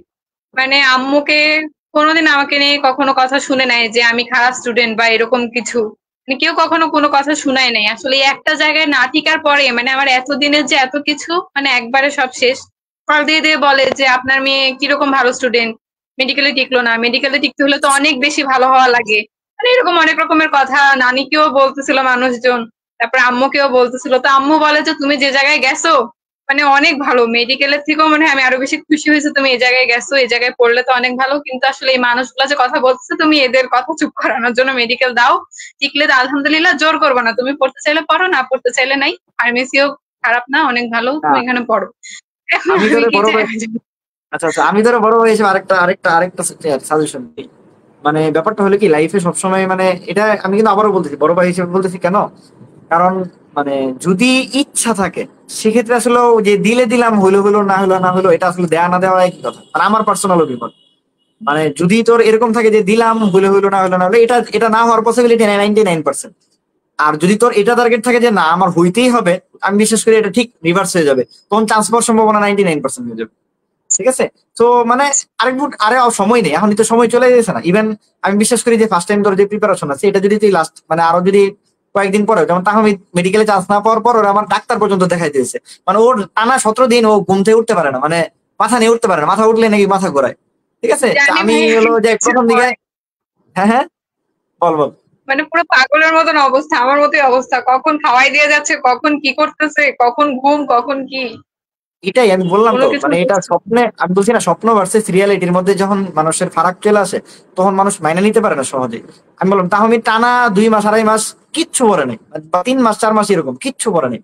ঠিক আছে, কারণ ওই যে বললাম কি আমি ইভেন হলো আমি পরে ওষুধ দেওয়ার পরে আমি পরে বললাম যে থাক, মানে নিজের ভাই আমি যেমন আমি একটা জিনিস ফলো করি, আমি নিজে ডাক্তার হলে আমি চেষ্টা করি আমার ফ্যামিলি মেম্বার গুলা, মানে আমি তো আমার ক্ষেত্রে হয়তো বা বায়াস থাকতে পারি, সেই জন্য আমি স্যারকে সবসময় প্রেফার করি। তো আমি আমার নিউরোলজি যে স্যার আছে ওনারা দেখাই নিয়ে আসছি। তো উনি বলছে যে সমস্যা নাই, ও হয়তো মানে ওই যে পরীক্ষার যে স্টেজটা গেছে এই জন্য সে মাইনে নিতে পারতেছে না, পরে কিছু ওষুধ দিয়েছে, মোটামুটি আলহামদুলিল্লাহ পরে ভালো হয়েছে। এটাই বললাম আর কি। তো ওইখান থেকে পরবর্তী যে যখন সেটেল হয়েছে, মেন্টালি যখন ফিট হয়েছে মোটামুটি, দেন আস্তে আস্তে শুরু করছে। এই জন্য বললাম আর কি। তবে আমি আমার পরামর্শ থাকবে এরকম যে মানে যদি সেকেন্ড টাইম কেউ প্রিপারেশন নিতে চায়, তার ব্যাপারটা এরকম হওয়া উচিত যে আমার ডোর টাইপ, মানে আমাকে করতেই হবে। মানে ব্যাপারটা এরকম না যে আচ্ছা এটাও চালাইলাম এটাও চালাইলাম, দেখি দিয়ে দেখবো, দিয়ে যে দেখবে তার জীবনও হবে না। কারণ এটা আমি আমি 10 বছর পড়ানোর অভিজ্ঞতা থেকে বলতেছি। যে চিন্তা করবে যে আমি দিয়ে দেখবো, তার হওয়ার পসিবিলিটি অনেক কমে যাবে। আমি তো ডিমোটিভেটেড করতেছি না। আবার হলো আমার একজন যে আমার এর আগেও একটা স্টুডেন্ট ছিল, ঠিক আছে, ও খুব ভালো ছিল, ও হলো ফার্মেসিতে চান্স পড়তেছে। ও যেমন আমার ফার্স্ট টাইম বলার পর আমি বলছি তুই সেকেন্ড প্রিপারেশন নিবি কিনা, আমার সাথে যোগাযোগ করলো। আমি মোটামুটি ওর সাথে যখন কনভারসেশন হইতেছিল তখন আমি পরে বলছি, ও বলছে যে ভাই আমার ফার্মেসি খুব ভালো লাগে, আমি আর সেকেন্ড নেম প্রিপারেশন নিতে চাই না। তখন আমি বলছি যে ঠিক আছে, মানে বেস্ট অফ লাক, এটা নিয়ে কোনো দ্বিমতের কিছু নেই। ঠিক আছে, ও যেমন একদম পুরোপুরি তখন তাহলে ওই ডিপার্টমেন্টে যেমন ও মানে কি বলে নিজের ওই ইটা দিতে পারছে, জোরটা দিতে পারছে, এবং ওইখানে যে মোটামুটি ভালো রেজাল্ট করে ভালো কিছু করার চিন্তা ভাবনা করছে। এখন যেটা ঝামেলা হয় কি, ধর তুই হলো মেডিকেলেও কিছু দিতে চাইলি, আবার ওইখানে ফার্মেসিতেও পড়তে চাইলি। এখন ওই ক্ষেত্রে ঝামেলা হয় কি, ধর হলো ওই ওই ওই রেজাল্টটাও খুব আপ লেভেলের হইতেছে না, আবার এদিকেও চান্স হওয়ার পসিবিলিটা মানে ভালো মতো মেনটেন হইতেছে না, দুই জায়গায় ইনব্যালেন্স হয়ে যাচ্ছে, আবার সেম দুই নৌকার মতো হয়ে যাচ্ছে। ঠিক আছে, সো এই জন্য আমি মনে করি যে একদম সময় নিয়া, ঠিক আছে, সময় নিয়ে ফ্যামিলির সাথে কথা বললাম, ওইভাবে ডিসিশন আসা উচিত। যেমন আমি আমার ছোট ভাইয়ের ক্ষেত্রে যেমন বললাম, তাহলে আমি ফুললি সাপোর্টটা কেন দিতে পারছি, আমার কথা হলো ওর সাথে আমি কথা বলছি, ওর ইচ্ছা ছিল, দেন আমি ওর একদম পুরো ব্লক দিয়ে আমি বলছি যে না তুই সেকেন্ড নেমে প্রিপারেশন শেষ, ফিক্সড, এটা আর অন্য কোনো কিছু না। দেন হলো অন্য চিন্তা ভাবনা করবো। আচ্ছা, সেকেন্ড টাইমে ও যখন আবার জাহাঙ্গীরনগর কিন্তু ও আবার দিছে, এবার আবার দিয়ে গেছে, আবার 20তম হয়েছে। তো তোর তো আর হলো এবার সমস্যা নাই, তুই তো প্রথমবারই এলো যেহেতু মোটামুটি ফার্মেসি পেয়ে গেছিস, সো আরেকবার পরীক্ষা দিলে ফার্মেসি ছাড়া তো অন্য কিছু পাবি না। তো ওটা আলাদা ব্যাপার। ওর যেমন বায়োকেমিস্ট্রি পাইছে, আমি বলছি তুই আবার পরীক্ষা দিয়ে রাখ। তো এবার পরীক্ষা দিছে, এবার পরে পরীক্ষা দেয় না, তাও 20তম হয়েছে, মানে তোদের সাথে আর কি ফার্মেসি পাইতো আর কি। যাই হোক, এটাই বললাম আর কি। তো যাই হোক, মোটামুটি সমস্যা নেই। আর আরেকটা ব্যাপার হলো যে তোর পড়া রুটিনটা কেমন ছিল, এটা যদি একটু শেয়ার করতি, এটা একটু অনেকে জানতে চায় যে পড়াশোনার রুটিনটা কেমন ছিল, মানে বাধা ধরা নিয়ম না, মানে তোর অ্যাজ ইউজুয়াল লাইফস্টাইলের রুটিন যদি বলতি, বা তুই কিভাবে জি পড়াশোনা ভাই, করছিস। আমি হচ্ছে কোনো প্রকারের কোনো শব্দ সহ্য করতে পারি না, মানে আমার আশেপাশে মানুষ চলাচল করলে আমার কেন যেন পড়ায় মনোযোগ বসে না। তো তোর সকালবেলা মাহমুদ তো ভাইয়ের সাথে মিল এমনিতেই আছে সারাদিন তবে, তো বাসায়। জি তোর ভাই, মাহমুদ আমি ভাই সেম একটুও শব্দ হলে সহ্য বুঝতে করতে পারে না। পারি না, মানে আমার মনে হচ্ছে এরকম চার কোণা বদ্ধ ঘরে বসে পড়লে আমার একদম তারপরে মনোযোগ আসে, আমি আমার মনোযোগ সমস্যা বসাইতে না, পারি। আমার দিন দিনই একদিকে চলে গেলে সমস্যা নাই, আমি আমার টেবিলে বসে করে দিতে পারবো, সমস্যা নেই। বল, সমস্যা নেই। এই জন্য হচ্ছে আমি দিনের বেলা মানে ওরকম ভাবে পারতাম না, এই কারণে হচ্ছে রাতের বেলা সারা রাত পড়তাম। একদম 5টা 6টার দিকে মনে হচ্ছে যে নামাজ পড়ে তারপরে ঘুমাইছি। 10টার দিকে উঠতাম, খেয়ে দিয়ে যে আবার বসতাম, দুপুরে খেয়ে আমি আবার পড়তাম।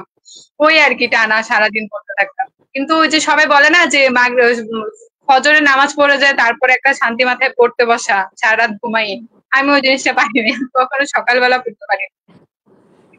এটা এটা আমি শেয়ার করি, মানে আমি আমার হলো যা এটা মানে পড়ালেখা আমার রাতের ফ্যামিলি বেলা। ফ্যামিলি সবাই এটা জানে, মানে আমার এত বাজে স্বভাব হয়েছে এখন। সেম রুটিন, মানে আমি যেটা বললাম, আমি সারা রাত পড়ি, মানে এখনো জন্য, মানে রাতে পড়ি, মানে সকালে ফজরের নামাজ পড়া, ফজরের নামাজ পড়েও ঘুমাই নেই লিটারালি, 6টা 7টার দিকে ঘুমাই, এরপরে ঘুমাই যেমন একদম জোরে নামাজ এটা করি, মানে এই যে মানে সারাদিন ঘুমাই, মানে সারাদিন ঘুমাইলে সমস্যা নেই, রাতে আমি পড়তে আমিও কমফোর্ট। আমি এই জন্য সবাই একটা সবসময় পরামর্শ দিই যে পড়াশোনার ব্যাপারে রুটিনটা হওয়া উচিত এমন যে আমি কোন জায়গায় কমফোর্ট। যেমন আমার যেমন সকালে উঠে পড়তে গেলে, ও সবাই যেমন বলে ফজর নামাজ থেকে উঠে পড়তে গেলে, আমি যদি সারা রাত ঘুমাই যদি ফজর নামাজ থেকে উঠে আমি পড়তে বসি, আমার দেখবো আবার ঘুম আসতেছে। এটা আমার দ্বারা সম্ভব না, কারণ ফজর নামাজের পরে আমি পড়তেই পারি না ওই সময়। ঠিক আছে। মানে আমি একে তো সাউন্ড সহ্য করতে পারতাম না, সারাদিন সকালবেলা একটু পর পর মানুষের চলাচল এগুলো আমি একটু সহ্য করতে পারতাম না, এই জন্য একদম রাতে 10টার সময় দেখতাম যে আমাদের বাসায় সবাই ঘুমায় যেত, তারপরে আমি শান্তি মতন যে বসতাম, মানে তখনের পড়াটা একদম আমি ছাড়া আর কেউ থাকতো না। ওই যে বসতাম একদম আপনার 6টা বাজতো, মাঝে মাঝে 7টা, মাঝে মাঝে 5টা 4টা এরকম ঘুমাইতাম। আবার আমি যখনই দেরিতে করে ঘুমাই না কেন, আমার 10টার সময় ঘুম ভেঙে যেত, উঠে খাইতাম, খেয়ে দিয়ে হচ্ছে যে শুরু করতাম। আবার জোহরের সময় খেয়ে দিয়ে এসে আমার তখন আবার একটু ঘুমাইতাম 1 ঘন্টা, একটু রেস্ট নেওয়া লাগতো তখন আসলে। ওই নিয়ে আমি আবার বসতাম, আবার সেই ওই রাতের বেলা 9টা 10টায় খেয়ে আমি আবার বসতাম, মানে আমার অ্যাডমিশন টাইমে পড়ালেখা এমনি গেছে। আচ্ছা, এটা একটু ডিমোটিভেটেড করে নেই এজ এ ডাক্তার হিসেবে, আবার বলবো যে ভাই এসে হলো সব উল্টা উল্টা বলতেছে। সবচেয়ে ভালো হলো আসলে সকালে পড়া, কারণ ব্রেনটা ওই সময় ফ্রেশ থাকে। আমি বলতেছি না, আর আমি পারি না বলে এই জন্য বলতেছি। সবচেয়ে বেস্ট হলো যেটা, যে এজ এ হিউম্যান বিং সবারই আসলে রাতে ঘুমানো উচিত, কারণ রাতে দীর্ঘদিন না ঘুমাইতে ঘুমাইতে আসলে বডির যে আমাদের মেকানিজম এগুলো সব চেঞ্জ হয়ে যায়, আমাদের যে মানে নর্মাল ফিজিওলজি এগুলো চেঞ্জ হয়ে যায়, আসলে এটা উচিত না। ঠিক আছে, কিন্তু আসলে স্টুডেন্ট লাইফে আমি বলি যে স্টুডেন্ট লাইফে সেটাই উচিত যেটা তোমার জন্য প্রয়োজনীয়। তো এই জন্য আমার ফ্যামিলি মেনে নিচ্ছে আমার, যে হলো যে ঠিক আছে তুই রাতের পর সমস্যা নেই, দিনে ঘুমাইস। ঠিক আছে, এখন এটা মেনে নিচ্ছে, কিছু করার নাই। হয়তো বা চাকরি বাকরি যখন করবো বা ডিউটি যখন শুরু করে দেবো, তখন তো আসলে এটা স্কোপ থাকে না। ধরো ও যখন তুই যখন ফার্মেসিতে ক্লাস শুরু করে দিবি, তখন সকাল 9টা থেকে ক্লাস থাকবে, তুই চাইলেও হলো সারা রাত জায়গায় ক্লাস করা সম্ভব না। তো এই ক্ষেত্রে মানুষের রুটিন এমনি চেঞ্জ হয়ে যায়। বাট যখন প্রয়োজন, মানে আমি বলতেছি যেমন আমার এডমিশনে আমার লাগবে এই জিনিসটা, সেক্ষেত্রে আমার বেস্ট আউটপুট যেটা দিয়ে বের হবে, আমি সারা রাত পড়লে কি বের হবে, না সারাদিন পড়লে আমার বের হবে, যেদিক থেকে হয় সেদিকে আমার লাগাইতে হবে। আমি যেরকম বলি, আমি ছোটবেলা থেকেই রাতে বইয়ের অভ্যস্ত। আমার কাছে সারা রাত পড়তে আমার কোনোদিনও ঘুম আসে না। মানে আমার এরকম কখনোই হয় নাই যে টেবিলের মধ্যে বইসা মানে ঘুমানোর একটা মানে ঘুম ঘুম ভাব আসছে। আমার এটা কখনোই হয় না, আমি সারা রাত পড়লেও হয় না, ঠিক আছে। কিন্তু দিনে যদি হয়, দিনে আমার দেখা যাচ্ছে সকালে যদি আমি যেটা বললাম, সারা রাত ঘুমাইছি, একদম সন্ধ্যাবেলা ঘুমাইছি, ফজরের সময় উঠছি, উঠে আমি পড়তে বসছি, আমার শিওর যে আধা ঘন্টার মধ্যে আমার আবার ঘুমিয়ে ধরছে। পরে দেখি যে পড়াশোনা বাদ, দেয় আবার ঘুমাইছি। খুবই উল্টা পাল্টা হয়ে আমারও গেছে। সারাদিন করে এরকম লাগতো, ঘুম থেকে ওঠার পরে 11টার দিকে মনে হতো যে আমার আবার ঘুম আসতেছে, মানে ঘুম আসতেছে মানে মরেই যাব। 10 মিনিট হ্যাঁ, পাওয়ার ন্যাপ নেওয়ার পরে তারপরে মনে হতো যে পুরো ঝরঝরা লাগতেছে, কফি টফি খাইতাম, আবার ওই দুপুরবেলা দিকটা আবার এরকম ঝিমানি লাগা শুরু করতো এরকম। কিন্তু রাতের বেলা হয়েছে মনে হয় যে আমি মনে হয় কেবল ঘুম থেকে উঠে পড়তে বসছি এরকম, মানে একদম সবকিছু ঠিকঠাক, একদম পুরা মনোযোগ এরকম। এখন আমি যেটা বলবো যে যার যেখানে সুবিধা, কিন্তু পড়া লাগবে, এটা হচ্ছে কথা। যেভাবেই হোক পড়া লাগবে, তখন যে টাইমে সুবিধা। ঠিকই। আচ্ছা, তোর ওই যে এই মোটামুটি আলহামদুলিল্লাহ এত ভালো একটা রেজাল্ট আসছে, ধর হলো জাহাঙ্গীরনগরের মতো ভার্সিটিতে ষষ্ঠ হয়েছিস বা ফার্মেসি ডিপার্টমেন্টে হয়েছিস, তুই তোর এই সফলতার পিছনে তোর মানে সবচেয়ে বেশি অবদান কার, বা তুই কাকে ডেডিকেটেড করতে চাস, ফ্যামিলি পার্সন বা যে কেউ যদি কেউ হয়? যদি জাহাঙ্গীর মানে ওই টাইমটাতে আসলে বাসার সাপোর্ট যদি না পাইতাম, কারণ ওরা সবাই জানে আমাকে যেহেতু নানু আপু পালে, মানে নানু আপু নিয়ে এসে নানু আপুই নিজে পালছে ছোটবেলা থেকে, আম্মুর কাছে বড় হই নাই আমি।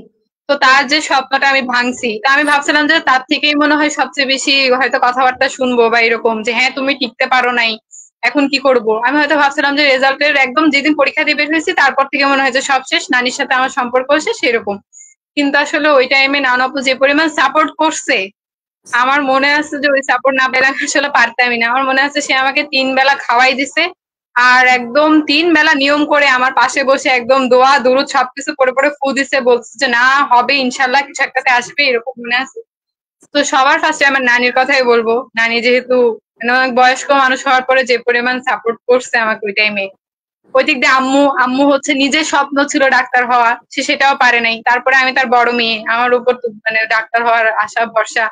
গ্রামের মানুষ তাকে সবসময় বলতো, আমি পারি নাই। আমি ভাবছি যে সে হয়তো একদম ভেঙে যাবে, সে হয়তো আমার সাথে কথাবার্তা কিছুই বলবে না। আসলে সেই টাইমে আমাকে সে এত ভাবে বুঝাইছে যে, বলছো যে আম্মুর খারাপ লাগা একদিন, আসলে আমার হয় নাই, আমার খারাপ লাগাটা সবচেয়ে বেশি খারাপ লাগা। তো তুমি হচ্ছে কষ্ট পাইও না, কিছু একটাতে এসে যাবে, আল্লাহ যা করে ভালোর জন্য করে, এভাবে বুঝাইছে। তখন আসলে তারা যদি আমার সাথে খারাপ আচরণ করতো, আমি আসলে তখন মরেই যাইতাম মনে হয়। তো হ্যাঁ, এটা সবারই সেই সময় ফ্যামিলি ওরা সাপোর্ট দেওয়া দুজন উচিত। সাপোর্ট করছে। আর জাহাঙ্গীরনগরের ব্যাপারটা হচ্ছে, আমি আমার একজন স্যারের কথা বলবো, আরিফ স্যার আমার ম্যাথ টিচার ছিলেন। উনি আমাকে ওই সময়টাতে এত পরিমাণ সাপোর্ট করছে, মানে উনি আমাকে এত পরিমাণ মনোবল দিছে যে তুমি পারবা, কেন পারবা না। উনি আমাকে রুটিন করে দিছিল যে এতদিন আছে, এমনি ঢাকা ভার্সিটির জন্য এতদিন পড়ো, এটার জন্য এতদিন পড়ো, এই পড়ো ওই পড়ো। মানে একমাত্র আমার মনে আছে যে উনি একমাত্র মানুষ আমাকে একদম শুরু থেকে বলছো যে তোমার ডিউনিটা অবশ্যই আসবে, এত ভালোভাবে আসবে যে তুমি দেখো। তো আমার মামিও হচ্ছে জাহাঙ্গীরনগরের। তো এরকম মামিও বলতো যে ডি ইউনিটে তো অনেক কঠিন, তুমি দেখো হবে কি হবে না, যে এরকম আর কি। তো নানি, আম্মু, আমার এই স্যার, এই তিনজন হচ্ছে আমাকে ওই টাইমে অনেক বেশি সাপোর্ট করছে, অনেক বেশি। সবাই, যাক আলহামদুলিল্লাহ, সবার জন্য অনেক দোয়া। কারণ একটা জার্নিতে আসলে অনেক মানুষের অবদান থাকে, ঠিক আছে, ছোট ছোট বড় কম বেশি। তারপরেও মানে কিছু মানুষ থাকে না আসলে যাদের অবদান আসলে মানে মুখে বা বইলা আসলে প্রকাশ করা সম্ভব না, ঠিক আছে। কারণ ফ্যামিলি পার্সন আসলে মানে প্রত্যেকেই। আমার আমার অ্যাডমিশন বলবো। টাইমটাতে মনে হয়েছে যে আমার পড়ালেখার থেকে বেশি আমার সাপোর্টটা বেশি দরকার ছিল। মানে মেডিকেলের আগে দিয়েও আমার সাপোর্টের দরকার ছিল, কিন্তু আমি সত্যি কথা বলবো যে মেডিকেলের আগে দিয়ে আমি ওইরকম সাপোর্টটা পাইনি। তখন অনেক বেশি প্রেশার আসছে, সব দিক দিয়ে প্রেশার আসছে যে তোমার স্বপ্ন পূরণ করা লাগবে। তারপরে নিজের মধ্যেও প্রেশার ছিল, আমি আব্বু মরার পরে এমনি তো ভেঙে গেছিলাম। তারপরে আমার তখনও পড়ায় গ্যাপ করছে, যে আমি আসলে পারবো কি পারবো না। মনে মনে যেরকম প্রিপারেশন নিতে চাইছিলাম, আসলে শেষ করলে আমার নিজের স্যাটিসফ্যাকশন আসলে ছিল না। আর এই কারণে এত নার্ভাস ছিলাম, এত নার্ভাস ছিলাম, কি বলবো, আমার নার্ভাসনেস এত পরিমাণে ছিল। তো যাই হোক, ওই সময়ের পরে আসলে পড়ালেখা, আমি আসলে সত্যি কথা বলবো যে এরপরে মেডিকেল রেজাল্টের পরে আমি আর তেমন কোনো কিছু পড়ি নাই, জাহাঙ্গীরনগরের জন্য না, ঢাকা ভার্সিটির জন্য না, যা গেছি পড়ালেখা ছাড়া গেছি। কিন্তু ওই সময়ে যে সাপোর্ট, আর ওই সময়ে যে আসলে আমার মনে হচ্ছিল যে আমার দুনিয়াতে এখন আর কোনো কিছুই নেই, আমার আসলে সব জায়গায় পরীক্ষা দিতে যাবো, হইলে হয়েছে না হইলে নেই, বিন্দু মাত্র টেনশন নেই, কোনো কিচ্ছু নেই। আমার ইউনিটের দিন মনে আছে যে একদম 25 মিনিটে আমার পরীক্ষা দেওয়া শেষ। মনে হয় 10টার মতো এমসিকিউ বাদ ছিল, যেগুলো একটু কনফিউশন লাগতেছিল যে আমি একটু ভেবে চিন্তে দাগাবো। আর বাকি সবকিছু 25 মিনিটে দেওয়া শেষ। মানে আমি তখন ভাবতেছিলাম যে আমার মেডিকেলের পরীক্ষাতে হয়েছিল কি, আমি ডি ইউনিটের পরীক্ষা এত তাড়াতাড়ি শেষ করে ফেলছি, দিয়েও আসছি। বের হয়ে নানাপুকে বলতেছিলাম যে হচ্ছে দেখো আমার আজকেও হবে না, হইলে হয়তো ওয়েটিং এ আসবে, কারণ কোয়েশ্চেন মনে হচ্ছে ইজি হয়েছে, তো আমি এই জন্যই টিকবো না, ইজি হয়েছে দেখেই টিকবো না, সবাই তো টিকবে, আর এখানে নিবে কমজন, আমি কিভাবে টিকবো। পরে বাসা আসার পর আমাদের দিন 2 দিন পরে রেজাল্ট দিছিল মনে হয়। হ্যাঁ, একদিনের দিন দেয় নাই, 2 দিন ছেলেদের পরে পরীক্ষা শেষ দিছিল। হলে পরে দেয়। জি ভাইয়া, ওই যে যে কয়েকটা হচ্ছে আমি কনফিউশনে দাগাইছিলাম যে এটা কি ওইটা না, আমার ছোট বোনও তো ছিল তখন, ওকে আমি মানে এই 2 দিন শুধু বই বের করে করে মিলাইছে, আর ওকে বলছে যে স্বর্ণ এটাও তো হয়ে গেছে, স্বর্ণ এটাও তো হয়ে গেছে। যখন হচ্ছে রাতের বেলা, এর পরের দিনের পরের দিন মনে হয় ঢাকা ভার্সিটির পরীক্ষা ছিল, তো রেজাল্ট যখন দিচ্ছে রাত 12টার সময়, আমি পিছন দিক দিয়ে দেখা শুরু করছি যে দেখি আমার তো জীবনে হবে না, পিছন দিক দিয়ে দেখে আসি। পরে দেখি যে 6 নম্বরে, যে কি 6-এ আসছে। পরে তো মানে বাসায় সবাই এত খুশি, বলে যে মেডিকেলে আসলেও খুশি হইতাম না। আমিও সত্যি কথা মেডিকেলে আসলেও এত বেশি খুশি হইতাম না, যখন 6 হয়েছি দেখছি। মানে তখন বলতেছিলাম যে আল্লাহ আসলে একটা দেয় নাই, তারপরে এত ক্ষোভ করছিলাম যে আমি এত কিছু করছি, আমাকে এই জিনিসটা দেয় নাই। আর তারপরে যখন দিছে তো দিছে, এই ইউনিটে আসছিল 50তম, ডি ইউনিটে আসছিল 6। মানে তারপরে আসলে আমার আর কোনো ইয়া নেই, আমি একেবারে মন থেকে আলহামদুলিল্লাহ, আসলে আল্লাহ যা দিছে। তারপরে এটাই আমার সবাই বলা আম্মু। শুরু করছে যে ফার্মেসি কিভাবে কি, মানে এত ভালো সাবজেক্ট পাইছো তুমি, রয়্যাল সাবজেক্ট পাইছো, কত কি করতে পারবা, তুমি বিদেশে যাইতে পারবা। আসলে ছোটবেলাতে অনেক, বিদেশে এটা আমি যাওয়ার বললাম স্বপ্ন কথা, রয়্যাল দেখতাম, সাবজেক্ট। আর এরকম সাবজেক্ট গুলো টানেও আমাকে অনেক। তারপরে তখন আর কি একটু খুশি হয়েছিলাম, তারপরে যে একটু শান্তি হয়েছে যে না আল্লাহ যাক, এতক্ষণ পরে মানে যা দিছেন অনেক খুশি হয়েছি। সেটাই। এইরকম। না, এটা আমি সবসময় বলি, যারা মেডিকেল প্রিপারেশন নেয় তাদের আসলে উচিত সবসময় যে হলো জাহাঙ্গীরনগরের কথা মানে মাথায় রাখা। কারণ মেডিকেলের পর সবচেয়ে মানে সেম প্রিপারেশন দিয়ে সবচেয়ে বেশি চান্স পাওয়ার পসিবিলিটি।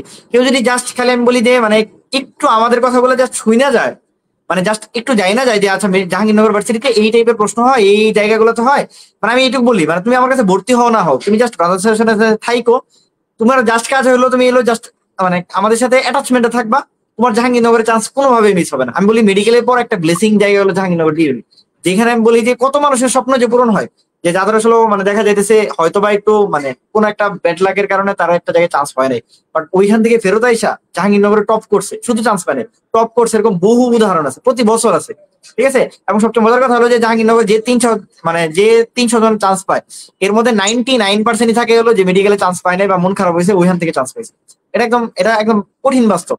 হ্যাঁ, কিছু মানুষ আছে যে শুধুমাত্র জাহাঙ্গীরনগর পড়ে, বাট ম্যাক্সিমাম দেখা যায় মেডিকেল পরীক্ষা দিছে এরপরে এখানে আসছে।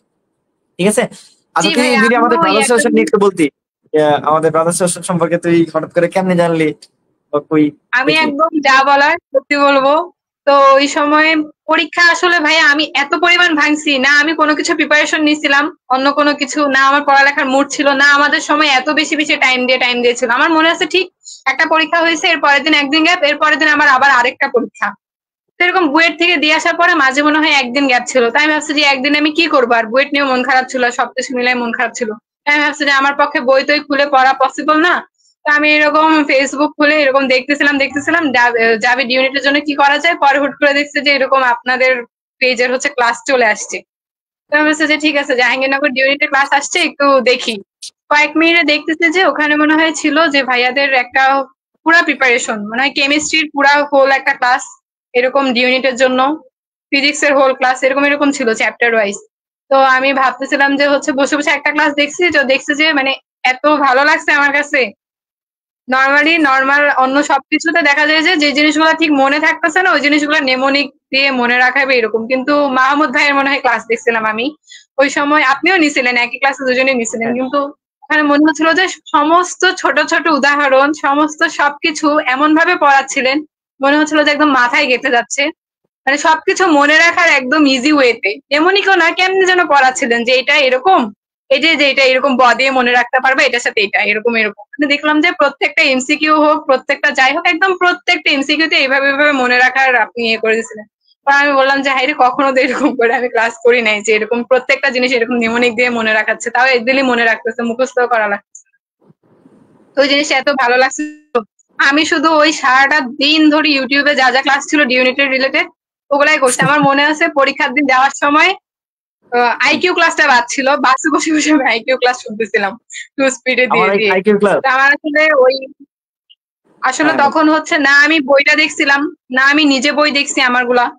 আর ক্লাসগুলাতে হচ্ছে পুরো একটা ওভারঅল প্রিপারেশন হয়ে যাচ্ছিল, পুরো ক্লাসে মোটামুটি একটা চ্যাপ্টারের পুরো ধারণা হয়ে যাচ্ছিল, জাবির ম্যারাথন ইউনিটে ক্লাস কি ছিল কি তো, আসছিল। মানে পুরো ফুল ফুল বইয়ের উপরে ছিল আর কি। হ্যাঁ, ম্যারাথন ক্লাস ছিল। ম্যারাথন ক্লাসে মোটামুটি মানে পুরো আমি দেখছি যে মানে আমার একটা চ্যাপ্টারে আর কোনো কিছু থাকতেছে না। তো এটা দেখার পরে আমার মানে তখন এই পরিমাণ কনফিডেন্স যাচ্ছে যে না আমি তো বই পড়ি নাই, এটার জন্য তো কোনো প্রিপারেশনই নেই, মোটামুটি ক্লাস দেখে গেছি, মানে আমার ওই চ্যাপ্টারের একটু ধারণা হয়ে গেছে, মানে একেবারে না পড়েই যা যাচ্ছে এমন না। তো আমি ওই পরিমাণে আসলে ওই ক্লাসগুলো করে অনেক বেশি কনফিডেন্স পাইছিলাম, এটা যেটা বলতে। এরপর পরীক্ষায় যায় কতটুকু মিল পাইছো? পরীক্ষায় যে আমার মনে আছে কেমিস্ট্রি কমন আসছিল ইয়ে থেকে, কেমিস্ট্রি কমন আসছিল, বায়োলজিও কিছুটা কমন আসছিল, আর আইকিউ তো কি বলবো, আইকিউ তো একদম পুরা চারটা, একদম 4 মিনিটেও লাগে নাই, কি বলবো দেখার সাথে সাথে বুঝে তাহলে গেছি। আমার ট্রিট দে তুই, আমার আইকিউ ক্লাস করে হলো যেরকম 4 নাম্বার যে বেশি না পাইলি। আসলে দেওয়া দরকার, এর জন্য আমি আসলে পরে যেদিন রেজাল্ট দিছে আমি ভাইয়াকে মেসেজ দিছি, আমি ভাবছিলাম যে আমি তো কোর্সেও ছিলাম না, কিছুই ছিলাম না, কিন্তু আসলে আমার দেওয়া উচিত মেসেজ, যে কারণ আমি আসলে টিকছি এই ক্লাসগুলো দেখে। কারণ আমার আসলে সব দিক দিয়ে তো মনোবল ভেঙে গেছিল যে জাবির ইউনিট কঠিন, জয়কলির বইয়ে কোশ্চেন খুলে দেখে যে আসলেই কঠিন, সবকিছু ভিতর দিয়ে দিচ্ছে, আমি তো পারবো না, আর পড়িও নাই, ওই একদিনে কি পড়া সম্ভব। এই ক্লাসগুলো দেখে মোটামুটি মনে হচ্ছিল যে না, মোটামুটি একদম কোনো কিছু না পড়ে যাচ্ছে যে এমন না, একটা ধারণা নিয়ে যাচ্ছি, আমার সবকিছু মোটামুটি এই ক্লাসের মাধ্যমে রিভিশন হয়ে গেছে। এই জন্য আমি এসে ভাইয়াকে মেসেজ দিছি রেজাল্টের পরে, যে আপনাদের এই ক্লাসগুলো আমার কনফিডেন্ট এত বাড়াইছে। না মানে সেটাই আসলে আমার অনেক ব্যাপারটা বেশি। হলো কি, আমি মানে এজ এ টিচার হিসেবে হলো এটাই ভালো লাগা। ধর হলো একজন স্টুডেন্ট পেইড বেচার হইতে হবে আমি কখনোই বলি না। আমি সবসময় বলি আমার স্টুডেন্ট মানে সে যে আমার কাছ থেকে একটা অক্ষর মানে এজ এ সিঙ্গেল ওয়ার্ড যে আমার কাছ থেকে শিখছে সেই আমার স্টুডেন্ট, সে পেইড হোক আনপেইড হোক যে মডেল সে হোক। আর আমি টিচার হিসেবে আমার আমার কাজ হলো পড়ায় যাওয়া, আর যাতে হলো আমি আমার যে কোনো স্টুডেন্টকে আমি একটু হলেও উপকার করতে পারি, সেই উপকারটা যদি সে নিজে থেকে ফিল করে এটাই আমার জন্য অনেক বড় প্রাপ্তি। ঠিক আছে, ওই জায়গা থেকে ধরো আমি যদি আমার আমার একটা স্টুডেন্টকে যদি আমি একটু আগায় নিতে পারি, ধরো কথার কথা তুই যতটুকু বললি ধরো আইকিউ সম্পর্কে তোর একটা ধারণা ছিল না, ওই জায়গায় তুই মোটামুটি বললি যে 4টা আইকিউ দিতে তোর 20 মিনিট সময় লাগে না, এই যে ব্যাপারটা, এই যে উপকারটা আমার হলো তুই মন থেকে আমার জন্য দোয়া কর বা না কর অটোমেটিক ওই ওই একটা সব আমার কাছে চলে আসছে। এটাই এজ এ হিউম্যান বিং হিসেবে আসলে মানুষ তো আমরা হলো বলা হয় যে এটাই উচিত যে হলো মানে কারো উপকার মানে অপকার তো করবোই না, লিস্ট মানে উপকারে যেতে লাগতে পারি যে কোনো প্রয়োজনে, মানে আমরা মানে মানুষের মানে কল্যাণে যাতে থাকতে পারি, যে মানুষকে মনটা যাতে জয় করতে পারি। ঠিক আছে, এজ এ মানুষ হিসেবে আসলে এটাই আমাদের সবচেয়ে বড় প্রাপ্তি। আরেক সময় টাকা পয়সা অমুক তোমার এগুলো তো শেষ হয়ে যায়, আজকে আমি 1 লাখ টাকার মালিক, কালকে দেখা যাচ্ছে অমুকে একটা খরচ হয়ে গেছে। ঠিক আছে, বাট এই যে তোর সাথে মানে প্রত্যেকটা আমাদের ধরলে একটা কানেকশন ক্রিয়েট হয় প্রত্যেকের সাথে, প্রতিটা স্টুডেন্ট আমাদের দেখা যাচ্ছে ওই যে একটা ভালোবাসা রেসপেক্ট, ওই তুই তোর স্যারের কথা বললি যে তোরা মোটিভেটেড করছে, এরকম প্রত্যেকটা মানুষের যে অবদান গুলো থাকে এগুলো আসলে মনে থাকে লাইফে। ঠিক আছে, আর বাকি কিছু ওগুলো সব সময়ের সাথে সাথে দেখা যায় প্রেক্ষাপটে সব ফিকে হয়ে যায় আর কি। ঠিক আছে, আচ্ছা দুই একজন কমেন্ট করছে ওদের একটু বলি, কমেন্টে একটু রিপ্লাই দিই আমরা একটু দাঁড়ান। আচ্ছা আরেকটা কথা হলো যে আমরা সেকেন্ড টাইমের যে তারা প্রিপারেশন নিতে যাচ্ছ জাবিডি ইউনিটের, বা যারা মেডিকেলের পাশাপাশি জাবিডি ইউনিটের প্রিপারেশন নিতে যাচ্ছ, তাদের আমার পরামর্শ থাকবে তোমরা অবশ্যই আমাদের সাথে কানেক্টেড থাকতে পারো। ঠিক আছে, সেটা পেইড বেচেও থাকতে পারো, পেইড ছাড়াও থাকতে পারো, কোনো সমস্যা নেই। যদি কেউ জাহাঙ্গীরনগর ডি ইউনিটে শুধু চাও তাদের ক্ষেত্রে আমি বলবো অবশ্যই আমাদের ব্যাচে ভর্তি হয়ে যেতে পারো। কারণ আমি এইটুকু বিশ্বাস বলতে পারি যে আমরা প্ল্যাটফর্ম হিসেবে খুব ছোট হয়তো বা আমরা ওইভাবে পৌঁছাই নাই মানুষের কাছে, কিন্তু আমি বিশ্বাস করি যে আমাদের যে পরিমাণ ক্লাস কোয়ালিটি আছে বা ঠিক আছে বা কন্টেন্ট গুলো আছে তুমি এগুলা দেখে জাজ করতে পারো। ধরো হলো কথার কথা আমার মিলিয়ন মিলিয়ন ফলোয়ার নাই, সেক্ষেত্রে তোমার কাছে মনে হতে পারে যে ছোট গ্রুপ এসে, কিন্তু আমার কথা হলো তুমি আমার ক্লাস দেখবা, তোমার মাহমুদ ভাইয়ের ক্লাস দেখবা, বা আমাদের কোয়ালিটি কতটুকু কন্টেন্ট কতটুকু এটা দেখবা। এটা দেখে ভালো লাগলে আমি সবসময় বলি তুমি আমরা কি করি সবসময় হুজুকে যাই। ধরো হলো কথার কথা ঠিক আছে, যে মানে বড় একটা কোচিং এর কথা যদি বলি, ধরো একটা 10 মিনিট স্কুলের কথা যদি বলি, কথা কথা ওইখানে যে ওটা বড় কোচিং আছে ঠিক আছে ওইখানে চলে যাচ্ছে, ওইখানে যে আমার ভালো লাগতেছে কিনা এটা আমি দেখতেছি না। এরকম অনেক স্টুডেন্ট আসে পরবর্তীতে আমাদের কাছে মানে বলে যে ভাই অমুক জায়গায় ভর্তি হয়েছি, মানে সবাই ভর্তি হইতেছিল এই জন্য ভর্তি হয়েছি, বা 1000 জন ভর্তি হয়ে গেছে এই জন্য ভর্তি হয়ে গেছি, পরে আলটিমেটলি আমার তো কোনো ক্লাসে আমার ভালো লাগেনি। আমি সবসময় একটা পরামর্শ দিব এদের বড় ভাই হিসেবে, আমার কাছে ভর্তি হইতে হবে ব্যাপারটা এমন না, কিন্তু তোমার যার ক্লাসটা ভালো লাগে, যার ক্লাসটা তুমি বুঝতে পারো, তুমি তার কাছে যাওয়া উচিত। সেখানে কয়জন স্টুডেন্ট এটা ব্যাপার না, সেখানে একজন স্টুডেন্ট হলেও তুমি তুমি তার কাছে যাইতে পারো। ঠিক আছে, আমি এই জন্য বলি যে মানে তুমি তোমার ভালো লাগাটাকে প্রায়োরিটি দিবা, তুমি বুঝতে পারতেছো কিনা। কারণ অমুক ভাই অনেক নাম করা, ঠিক আছে, ওই ভাইয়ের কাছে গেলাম আমি তার ক্লাস বুঝতেছি না, এরকম আমার ছোট ভাইয়ের আমি পড়াইছি, ধরো আমাদের ম্যানেজিং টিচার আছে উনি অনেক ভালো পড়ায়, ওরে পাঠাইছি ওর ভালো লাগতেছে না, তাহলে আমার ওই টিচার দিয়ে লাভ আছে? আমার ওই টিচার সারা বাংলাদেশের জন্য নাম করা ঠিক আছে, কিন্তু আমার কাছে আমার কাছে ভালো লাগতেছে না, মানে আমি বুঝতেছি না, তাহলে তো আমি জিরো। আমার কথা হলো তুমি জিরো যাতে তুমি যাতে হিরো হইতে পারো, এই জন্য তোমার নিজের জাজমেন্টে হইতে হবে যে আমি কোন জিনিসটা আমার জন্য ভালো, আমার জন্য বেটার। ঠিক আছে। আচ্ছা, আরেক দুই একটা কমেন্ট করছে, তাদের একটু রিপ্লাইটা দিই। জয়পাল আছো, জয়পাল যদি দেখো, জয়পাল নিয়ে আমরা হয়তো নেক্সট 26 তারিখ ইনশাল্লাহ আরেকটা লাইভ করবো। ঠিক আছে। ও মোটামুটি বাংলাদেশের সব জায়গায় চান্স পেয়েছে। ঠিক আছে। এবং জাবিডি ইউনিটেও মনে হয় 93তম হয়েছে, বর্তমানে বায়োকেমিস্ট্রিতে আছে। ঠিক আছে। আব্দুল্লাহ মাসুম বলছে যেই অনেক ইচ্ছা, বাট এইচএসসি তে রেজাল্ট অনেক ভালো না। এইচএসসি তে রেজাল্ট 4.47।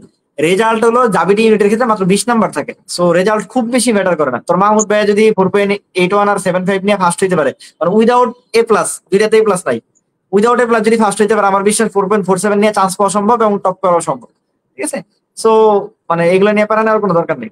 ঠিক আছে। আচ্ছা, আর হলো যেও ফার্মেসিতে পাইতে ফিজিক্স ম্যাথ লাগে না, যেও ফার্মেসি পাইতে ফিজিক্স ম্যাথ লাগে না। আরেকটা ইম্পর্টেন্ট কথা, যারা ডি ইউনিটের প্রিপারেশন নিতে চাও তাদের জন্য বলে দিই একটু, যাবি ডি ইউনিটে শুধুমাত্র ইভেন ফিজিক্সের মানে মেডিকেল ফিজিক্সও নাই, শুধুমাত্র দুইটা সাবজেক্ট, বায়োলজি এবং কেমিস্ট্রি। বায়োলজিতে 44, কেমিস্ট্রিতে হলো 24, এগুলো 68 নাম্বার। আর বাকি বাংলা, ইংরেজি, আইকিউ এগুলো নিয়ে প্যারা নেওয়ার কিছু নাই। আমার ক্লাসগুলো যদি ফ্রি ক্লাসগুলো দেখে যাও, আমার বিশ্বাস ভেন্তে ভালো করবা। ঠিক আছে। ভাইয়া ট্রিট দিতে বলেন আমাকে আপরে। আচ্ছা, এই অর্দা বিনতে জাহির, এটা কি তোর ছোট বোন নাকি? জি ভাইয়া। আপন ছোট বোন? আপনি ছোট বোন, আমার একটাই বোন, আচ্ছা, একটাই ইন্টার বোন। সেকেন্ড ইয়ারে পড়ি। ও আচ্ছা আচ্ছা, ভাইয়া ট্রিট দিতে বলেন আমাকে। এই তুই অবসরে ট্রিট দিয়ে দিবি, আমার ট্রিটটা ওরে দিয়ে দিবি। ঠিক আছে। আমার ট্রিটটা যে আমি বলে দিছি আপু, ঠিক আছে, আমার ট্রিটটা তোমাকে দিয়ে দিবে। আমার ট্রিটটা তোকে ওরে দিয়ে দিবি। ঠিক আছে। আইকিউ এর ট্রিটটা ওরে দিয়ে দিবি। তুমি হলো অবশ্যই নিয়ে নিবা, বলবা যে তানভীর ভাই বলে দিছে যে আপু তোমার ট্রিটটা ছোট করে দিতে আর কি। ঠিক আছে। ওর ট্রিটটা দিয়ে দিবি, তুই হলো নিজ নিজ দায়িত্বে ওর ট্রিটটা দিয়ে দিবি। না দিলে তুই হলো এই যে ঠিক আছে, থ্যাঙ্কস বলছে। ঠিক আছে, ওকে। ঠিক আছে। আব্দুল মাসুম পড়ানো ভালো লাগে, হ্যাঁ। আচ্ছা, এখন লাস্টলি আমি একটু আরেকটু বলতেছি যে হলো ধর তুই তোর হলো কি বলে জুনিয়র বা তোর ব্যাচমেট বা সিনিয়র মানে যারাই আছে আর কি, সেকেন্ড টাইম যারা দিবে, অথবা হলো যারা যাবি ইউনিট প্রিপারেশন নিতে চায়, ঠিক আছে, বা যারা ভবিষ্যতে যাবি ইউনিটে বা ফার্মেসিতে আসতে চায়, তাদের নিয়ে তোর যদি পরামর্শগুলো একটু শেয়ার করতে। যদি জাহাঙ্গীরনগরে ইচ্ছা থাকে, মানে যদি ফার্মেসিতে পড়ার ইচ্ছা থাকে, তাহলে আমি বলবো যে একদম চোখ বন্ধ করে প্রিপারেশন নিয়ে আসতে পারে, মানে আসা উচিত, এটা বলবো। আর যদি মনের মধ্যে যদি অন্য কোনো স্বপ্ন থাকে যে সে মেডিকেলে পড়বে বা এরকম কিছু, তাহলে তার ওইদিকেই যাওয়া উচিত, এইটাই। আর আরেকটা জিনিস বলবো যে হচ্ছে, যদি ফ্যামিলির ইচ্ছা থাকে বা এরকম, কিন্তু নিজের মনের ইচ্ছা আলাদা অন্যরকম, তখন বলবো যে আসলে নিজের মন যেটা চায় সেটাই শুনতে। কারণ নিজের মন থেকে যদি ওই জিনিসটা না আসে, পরে তখন দেখা যায় যে আমার মনেরটাও হলো না, ফ্যামিলিরটাও হলো না, তখন সব দিক দিয়ে হচ্ছে হতাশা আর হতাশা। প্রথমত বলবো যে নিজের মন যেটা চায় সেটাই করো। সেটা ফ্যামিলি কি বলবে বা ফ্যামিলিটা মিলতেছে না বা ফ্যামিলিটা আমি করতে পারতেছে না, এরকম খারাপ লাগার কোনো কিছু নাই। ফ্যামিলি এক টাইমে মেনে নেবে যখন তুমি সফল হবা তখন। তবে সবসময় বলবো যে নিজের মন যেটা চায় সেটাই করো। আরেকটা জিনিস হচ্ছে বলবো, নার্ভাস হওয়া কিছুতেই যাবে না। এই যে পরীক্ষা আসতেছে সামনে, আমি সবচেয়ে বড় ভুল করছি যে মেডিকেলের আগে আমি বিউপি এক্সামটা দেইনি। তো তোমাদেরকে বলবো হচ্ছে যে মেডিকেল এক্সাম দাও বা অন্য যে কোনো এক্সাম দাও, অ্যাডমিশনে যেটা টার্গেট থাকবে তার আগে অন্য কোনো এক্সাম থাকলে ওগুলা দাও। ওগুলা দিলে হচ্ছে দেখবে যে একদম নর্মাল হয়ে যাচ্ছে, মেডিকেল এক্সাম দিতে গেলেও কোনো কিছু লাগতেছে না, মানে ভয় টয় নার্ভাসনেস কিছু কাজ করবে না। আর বলবো যে একদম আসলে একটা জিনিস মাথায় ঢুকায় নাও, নার্ভাস হওয়া কিছুতেই যাবে না। পুরো অ্যাডমিশনের খেল হচ্ছে তুমি পড়ো না পড়ো, ইন্টারে যদি ভালো মতন পড়ে থাকো, যদি নার্ভাস হয়ে যাও এত পড়েও কোনো কিছুতে কিছু হবে না, ওই যে গোল্লাই মেরে আসবে আমার মতো। হ্যাঁ, এটা আমি নার্ভাস হওয়া যাবে সবসময় না, বলি। কনফিডেন্স রাখো। আর হচ্ছে সবসময় আল্লাহর উপর বিশ্বাস রাখতে হবে। আমি হচ্ছে সবসময় বলতাম যে আল্লাহ, আমি যদি না টিকি আমার কি হবে, আমি যদি না টিকি, আমাকে যদি না টিকায় দাও তখন কি হবে কি হবে। কিন্তু আমি দেখতাম যে আমার বান্ধবীরা সবসময় বলতো যে হচ্ছে আমি টিকবো না কেন, আমি সবসময় টিকবো, ইনশাল্লাহ টিকবো। মানে আমি এই জিনিসটা খুব কম বলতাম, আমি সবসময় কেন যেন ভয়ে ভয়ে থাকতাম, আমার মধ্যে কেন যেন এই জিনিসগুলো খুব বেশি কাজ করতো। এই জন্য মনে হয় যে বলতাম যে আমি যদি না টিকি, আমি যদি না টিকি, এই জিনিসটাই আসলে আল্লাহ কবুল করে নিয়েছে। কিন্তু কখনোই এই মনোভাব থাকা যাবে না, সবসময় বলতে হবে ইনশাল্লাহ টিকবো, কেন টিকবো না, অবশ্যই আমি টিকবো। এরকম বললে দেখবা যে আল্লাহ অবশ্যই টিকাবে, আর মন থেকেও হচ্ছে কনফিডেন্ট আসবে তখন। এই তিনটা জিনিসই বলবো সবাইকে। আমি আরেকটা জিনিস সবসময় বলি যে বেজ লাইনটা হলো অনেক ইম্পর্টেন্ট জিনিস। মানে তোর মাহমুদ ভাই সবসময় একটা কথা বলবে, তাহমিদ অনেক সময় একটা কথা বলে। আমি কখনোই এরকম হয় না যে অনেক বেশি করছি, কিন্তু আমার একটা জিনিস সবচেয়ে ভালো ছিল, ধর আমি ইন্টারমিডিয়েট লাইফটা মানে রেগুলারিটি মেনটেন করছি। আমার এখনো মনে হয় না এরকম যে টানা 7 দিন পড়ি নাই বা টানা 3 দিন পড়ি নাই আমার ইন্টারমিডিয়েট লাইফে, এটা কখনোই হয়নি। আমি প্রতিদিন রেগুলারলি পড়াশোনা করতাম, রেগুলার পড়াশোনায় ছিলাম। ঠিক আছে। আমি এই জন্য বললাম না, আমি পরবর্তীতে যখন মেডিকেলে আসি রেগুলারলি প্রতিটা পরীক্ষা দিয়েছি। আমার এখনো মনে আছে রেটিনার আমি শুধুমাত্র প্রথম দিনের প্রথম ক্লাসটা মিস করছিলাম, আর আমার গ্রামের বাড়ি ছিলাম বলে। এরপর আমি কোনোদিন যেমন হলো কোনো ক্লাস মিস করি নাই। আমি মজা করে বলতেছিলাম ওই দিনও যে রেটিনায় পুরস্কার দিছে, মানে কোনো গিফট দিছে, ওই গিফট আমি পাই না এরকম কখনোই হয়নি। ওই গিফট একটা আমার মানে একটা আমার বাসায় আসতে হবে যেমনি হোক, ঠিক আছে। মানে ওই যে রেগুলারিটি থাকার যে ব্যাপারটা, তা আলহামদুলিল্লাহ পরবর্তীতে মানে আল্লাহ তাআলা সহজ করে দিচ্ছে ব্যাপারটা। এই জন্য বলি তুমি যদি রেগুলারিটি মেনটেন করো, তুমি যদি ধরে রাখো ব্যাপারটা, নিজের উপর বিশ্বাস রাখো, ঠিক আছে, টুডে টুমোরো তুমি অবশ্যই মানে সফল হবাই, ঠিক আছে। তা আমি আমার একটা কমন ডায়লগ, যারা আমার ক্লাস করে তাদের আমি সবসময় বলি যে তুমি একদিনে সব হবে না, কিন্তু একদিন সব হবে ইনশাল্লাহ। ধরো তুমি আজকেই তোমার সব হয়ে যাবে না, কিন্তু এটা এই দিনটা মানে একদিনটা তোমার হয়তো বা কালকে হইতে পারে, পরের দিন হতে পারে, তারপরের দিন হতে পারে। ধরো ওর কথাই যদি বলি, ঠিক আছে, ওর হয়তো মেডিকেলের দিনটা ওর খারাপ গেছে, ঠিক 12 দিন বা 13 দিন পরে এসে ওর দেখা যাচ্ছে জাবির ইউনিটের মোটামুটি আলহামদুলিল্লাহ প্লেস করে ফেলছে, 1 থেকে 10-এর মধ্যে আছে। তো এই যে ব্যাপারটা মানে একদিনে একটা স্বপ্ন না পূরণ হতে পারে, বাট একদিন অবশ্যই হবে ইনশাল্লাহ, ঠিক আছে। তো এই একটা কথা আমি বললাম, আমি কিছু কিছু জিনিস কোট করে রেখে দিবা যে একদিনে না, কিন্তু একদিন অবশ্যই হবে ইনশাল্লাহ। আর একটা জিনিস সবসময় আমি বলি যে স্বপ্ন সেটা না যেটা মানুষ ঘুমিয়ে ঘুমিয়ে দেখে, স্বপ্ন সেটাই যেটা পূরণের প্রত্যাশা তোমাকে ঘুমাতে দেয় না, ঠিক আছে। তোমার স্বপ্ন হইতে হবে এরকম যে আমি ওই কাঁথায় শুয়ে শুয়ে আজ আমি যদি ফার্স্ট হয়ে যেতাম, ঠিক আছে, আমি যদি ঢাকা মেডিকেল ট্রান্স হয়ে যেতাম, আমি যদি জাহাঙ্গীরনগর ফার্স্ট হয়ে যেতাম, আমি যদি বুয়েটে ট্রান্স হয়ে যেতাম, এই টাইপ স্বপ্ন হওয়ার চেয়ে আমার কাছে মনে হয় তুমি যখন টেবিলে বইসা তুমি যখন পড়াশোনার সাথে কোরিলেট করবা, তখন তোমার স্বপ্নটা আসলে স্বপ্ন পরিণত হবে, ঠিক আছে। আমি সবসময় একটা কথা বলি যে তুমি তোমার এক্সপেকটেশন ভার্সেস রিয়ালিটিতে যাতে কোনো গ্যাপ না থাকে। স্বপ্ন তুমি দেখো, স্বপ্ন তোমার দেখতেছো তুমি হলো তুমি মেডিকেলে ফার্স্ট হইতে চাও, তোমার এক্সপেকটেশন, রিয়ালিটিতে এসে তুমি দেখা যাচ্ছে 1 ঘন্টা পড়তেছো না। এই যে রিয়ালিটি আর হলো এক্সপেকটেশনের মধ্যে যে গ্যাপটা, এই গ্যাপ নিয়ে আসলে কখনো মানে তুমি ওইটা এক্সপেক্ট করতে পারো না। এই জন্য বলি সবার কাছে ছোট ভাই বোন হিসেবে আমার পরামর্শ থাকবে, যারাই সাদা অ্যাপ্রন গায়ে জড়ানো স্বপ্নই হোক বা যে কোনো স্বপ্ন হোক বা ইঞ্জিনিয়ারিং হওয়ার স্বপ্ন হোক, সেই স্বপ্নটা যাতে তোমাকে অবশ্যই সদা জাগ্রত রাখে তোমাকে, ঠিক আছে। আর যেহেতু বলতে পারো যে যেটা বললাম, কেউ যদি মেডিকেলের প্রিপারেশন নিতে চাও বা জাবিনি ইউনিটের প্রিপারেশন নিতে চাও, আমি মনে করি আমাদের ক্লাসগুলো দেখে দেখতে পারো বা আমাদের গাইডলাইন গুলো শুনতে পারো। আমি আমার মানে মেডিকেল পড়ানোর অভিজ্ঞতা থেকে বলতে পারি যে মোটামুটি 10 বছর যেটা যেহেতু পড়াই, আলহামদুলিল্লাহ মোটামুটি বাংলাদেশের অনেক মানে ছোট বড় সব মেডিকেলে মোটামুটি আল্লাহর মধ্যে কিছু না কিছু স্টুডেন্ট আল্লাহর মধ্যে আছে, ঠিক আছে, বা চান্স পাইছে বা বিভিন্ন ভার্সিটি গুলোতে আল্লাহর মধ্যে অনেক স্টুডেন্ট আছে, ঠিক আছে। আর জাহাঙ্গীরনগরের কথা তো আর আলাদা করে বললামই না, ঠিক আছে। জাহাঙ্গীরনগরে মানে আমার বললাম তো যে 5 বছর ধরে মোটামুটি এমন কাজ করি আলহামদুলিল্লাহ, মানে যে ডি ইউনিটে কেউ না কেউ ভর্তি হোক বা না হোক, মানে ব্রাদার্স অ্যাসোসিয়েশনের নাম যায় না গেছে না এরকম সংখ্যা খুব কম, ঠিক আছে। তো এটা আলহামদুলিল্লাহ আমি বিশ্বাস করি আমাদের গ্রুপ মানে হয়তো একদিন বড় হবে, এখন খুব ছোট গ্রুপ, ঠিক আছে, এটা আমি বিশ্বাস করি, ঠিক আছে। সৎভাবে যেহেতু পরিশ্রম করি, আমার কোনো মানে আমরা 3 ভাই যেহেতু কাজ করি, মানে সত্যি কথা যে তাহমিদার সাথে আরো ভালো হয়েছে। মানে অন্যান্য প্ল্যাটফর্ম গুলোতে কি হয়, মানে ধরো একজন একটা ক্লাস নেই, আরেকজন আরেকটা ভাই বাইরে থামতে হয়। মানে আমার ব্যাপার হচ্ছে আমি আমি বায়োলজি পড়াই, তো মোহাম্মদ ভাই কেমিস্ট্রি পড়াই, ঠিক আছে। জাহাঙ্গীরনগর তো আমাদের দুইটা দিয়ে হয়ে যায়, আর তাহমিদ আসছে এক্সট্রা এবার, ঠিক আছে। তো আলহামদুলিল্লাহ আমাদের আরো এক্সট্রা কারো লাগে না আর কি, 3 ভাই আছি আলহামদুলিল্লাহ। আর যে তোরা আপুরা যারা আছে ইনশাল্লাহ তারা সার্বক্ষণিক থাকবে, ঠিক আছে। কারণ আমরা যেহেতু তোদের উপকার করছি, আমার বিশ্বাস যে তুইও এই জিনিসটা মানে নেক্সট জেনারেশনের কাছে পৌঁছে দিবি, ঠিক আছে। এটা সবসময় মানে মাথায় রাখবি যে ধরো তোর কাছে কেউ মানে কোনো গাইডলাইন চাচ্ছে বা কোনো এক্সপেকটেশন চাচ্ছে, তো ওই জিনিসগুলো আসলে ফিল আপ করার চেষ্টা করা। হয়তো বা সব পারা সম্ভব না, বা যতটুকু পারা যায় আর কি, ঠিক আছে। যে কোনো জিনিস মানুষ বলে না মানে হেল্প করার ব্যাপারটা হলো সবসময় টাকা দিয়ে হেল্প করতে হবে ব্যাপারটা এমন না, কিন্তু একটা ভালো পরামর্শ কিন্তু একটা অনেক বড় হেল্প, ঠিক আছে। সৎ একটা পরামর্শ দেওয়া, এটার যে বড় কোনো হেল্প মানে আমি বলি পৃথিবীতে নাই। আমার কাছে মনে হয় আমার যারা ধরো দু একটা জিনিসের দু একটা ব্যাপারে যখন যারা ভালো সিদ্ধান্ত গুলো দিত, আমার কাছে পরবর্তীতে আমার সারা জীবন আমার কাছে মনে হয় গ্রেটফুল। আমরা যদি 1 লাখ টাকা বা 1 কোটি টাকা দিয়েও যে উপকারটা না করতে পারবে, এর চেয়ে আমাকে একটা ভালো পরামর্শ দিয়ে তার চেয়ে বড় উপকার করতে পারবে।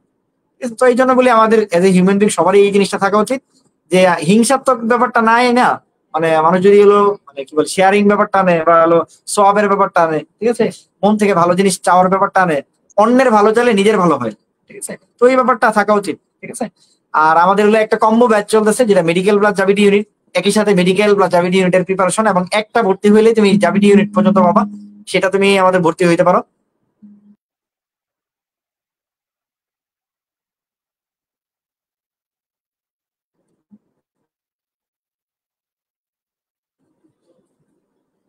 সরি সরি একটু কেটে গেছিল, ঠিক আছে, সেটা তুমি করতে পারো। আর অথবা তুমি যদি হলো ইয়ার শুধু জাবিডি ইউনিটে চিন্তা করতে পারো, সেক্ষেত্রে আমাদের একটা অ্যাডভান্স জাবিডি ইউনিট জাবি স্টার আর কি, এটাতে তুমি অ্যাড হইতে পারো, ঠিক আছে। আর যদি তুমি বলো যে অ্যাড হইতে হবে না, কিন্তু আমার কথা হলো তুমি যদি জাবিডি ইউনিটে পরীক্ষা দিতে চাও, তুমি অবশ্যই ব্রাদার্স সেকশন পেজের মধ্যে চোখ রাখবা। বিশ্বাস করো, আমি এইটুকু তোমার এনশিওর দিতে পারি, অনেক পেইড বেচের চেয়ে আমরা ফ্রি যেগুলো নেই বা ফ্রি যেগুলো বলি, এগুলো যদি তুমি দেখে যাও, তোমার একটা ধারণা মানে ইনশাল্লাহ স্বচ্ছ একটা ধারণা তৈরি হবে, যেটাতে তোমার অনেক ভালো কিছু করবে ইনশাল্লাহ, ঠিক আছে। আর সবাই ভালো থাকো তাহলে। আর আপু তাহলে শেষ করে দিই নাকি আমরা? জি ভাইয়া। তুই আর কিছু বলতে চাস? বলতে পারস তাহলে, তাহলে শুনি আমি, বল। আমি সবসময় নিজের উপর বিশ্বাস রাখো, এটুকুই। এটাই বিশ্বাসটা সবচেয়ে বড় জিনিস। নিজের বিশ্বাসটা উপর থাকলেই বিশ্বাস রাখো, কাজ করে যাও, সফলতা একদিন আসবে কোনো না কোনো ভাবে। আল্লাহ একদিক দিয়ে নিলে অন্য কোনো দিক দিয়ে একদম আরো বেশি দিয়ে দিবে ইনশাল্লাহ। সেটাই। আর আরেকটা ব্যাপার হলো কি, আমি সবসময় বলি কি, ধরো হলো এই যে আগে যারা ক্রিকেট খেলা দেখো তারা তো সবাই জানার কথা। এক সময় হলো ইয়ার মানে ওয়ান ডে তে কখনো 200 হইতো না। আগে যখন এই ছিল সাইদ আনোয়ারের 194 সবচেয়ে বেশি হলো মানে হাইস্ট মার্ক মানে নাম্বার ছিল। ঠিক আছে, মানে ওয়ান ডে তে একদিনের ইনিংসে কেউ 194 এর বেশি করতে পারে নাই।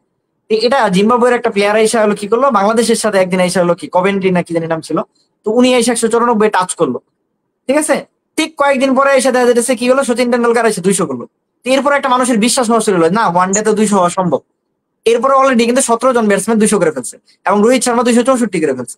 এই যে বিশ্বাসটা, একটা মানুষ যখন মানে বিশ্বাস যখন করে ফেলতে পারে যে এই জিনিসটা সম্ভব, ঠিক আছে, যে প্রথম কাজটা করে, এর পরবর্তীতে কিন্তু মানুষের বিশ্বাসটা তৈরি হয়ে যায়, না ও পারছে মানে কি, তা আমিও পারবো। এবং ওই বিশ্বাসের ফলে কিন্তু দেখা যায় মানুষ অনেক দূর চলে যেতে পারে। এই জন্য আমি বলি বিশ্বাসটা থাকা সবার আগে জরুরি, যে না আমি এই জিনিসটা পারবো। ঠিক আছে, ইউ আর দ্য বিগিনার্স, তুমি শুরু করবা। আমি সবসময় একটা কথা বলি, ধরো হলো আমি আমার যে স্কুলে পড়তাম মানে প্রাইমারি স্কুলের কথা বলি, ওই প্রাইমারি স্কুলে আমার আগে কোনোদিন কেউ বৃত্তি পায় না। মানে আমি তো গ্রামে পড়াশোনা করছি। ঠিক আছে, যারা গ্রামে পড়াশোনা নিয়ে অনেকে মন খারাপ থাকো, তোমরা জানা যায় না, মানে অনেকে হয়তো জানো না, আমি কিন্তু ক্লাস 10 পর্যন্ত গ্রামে পড়াশোনা করছি, একদম প্রথম লেগে পড়ে আসছি। আমি আমার গ্রামের প্রথম ডাক্তার। ঠিক আছে, তোর মাহমুদ ভাই সবসময় এই কথা বলে, যেমন আমার কিন্তু গাইডলাইন দেওয়ার কেউ ছিল না। ঠিক আছে, আমি শুধুমাত্র একটা রেগুলারিটি মেনটেন করে গেছি, জাস্ট একটা মানে নর্মাল এজ ইউজুয়াল একটা জিনিস করে গেছি। আমার এখনো মনে পড়ে না আমি কোনোদিন বায়োলজি প্রাইভেট করছি কারোর সাথে, মানে কারো কাছে একদিনের জন্য, সিঙ্গেল ডে এর জন্য বায়োলজি প্রাইভেট করিনি। আমি শুধু একদিন ফিজিক্স পড়তাম, আরেকদিন ম্যাথ পড়তাম, মানে একদিনকে ফিজিক্স একদিন কেমিস্ট্রি, দুইটা প্রাইভেট ছিল, তাও স্যারের কাছে যাই পড়তাম, বাসায় প্রাইভেট জীবনও করিনি। ঠিক আছে, তো এই যে যাদের অনেক অভিযোগ থাকে যে আমি তো স্যার আইনা বাসায় পড়তে পারতেছি না, ঠিক আছে, আমার তো টিচার আনার এবিলিটি নাই, এরকম অনেকের অনেক অভিযোগ থাকে।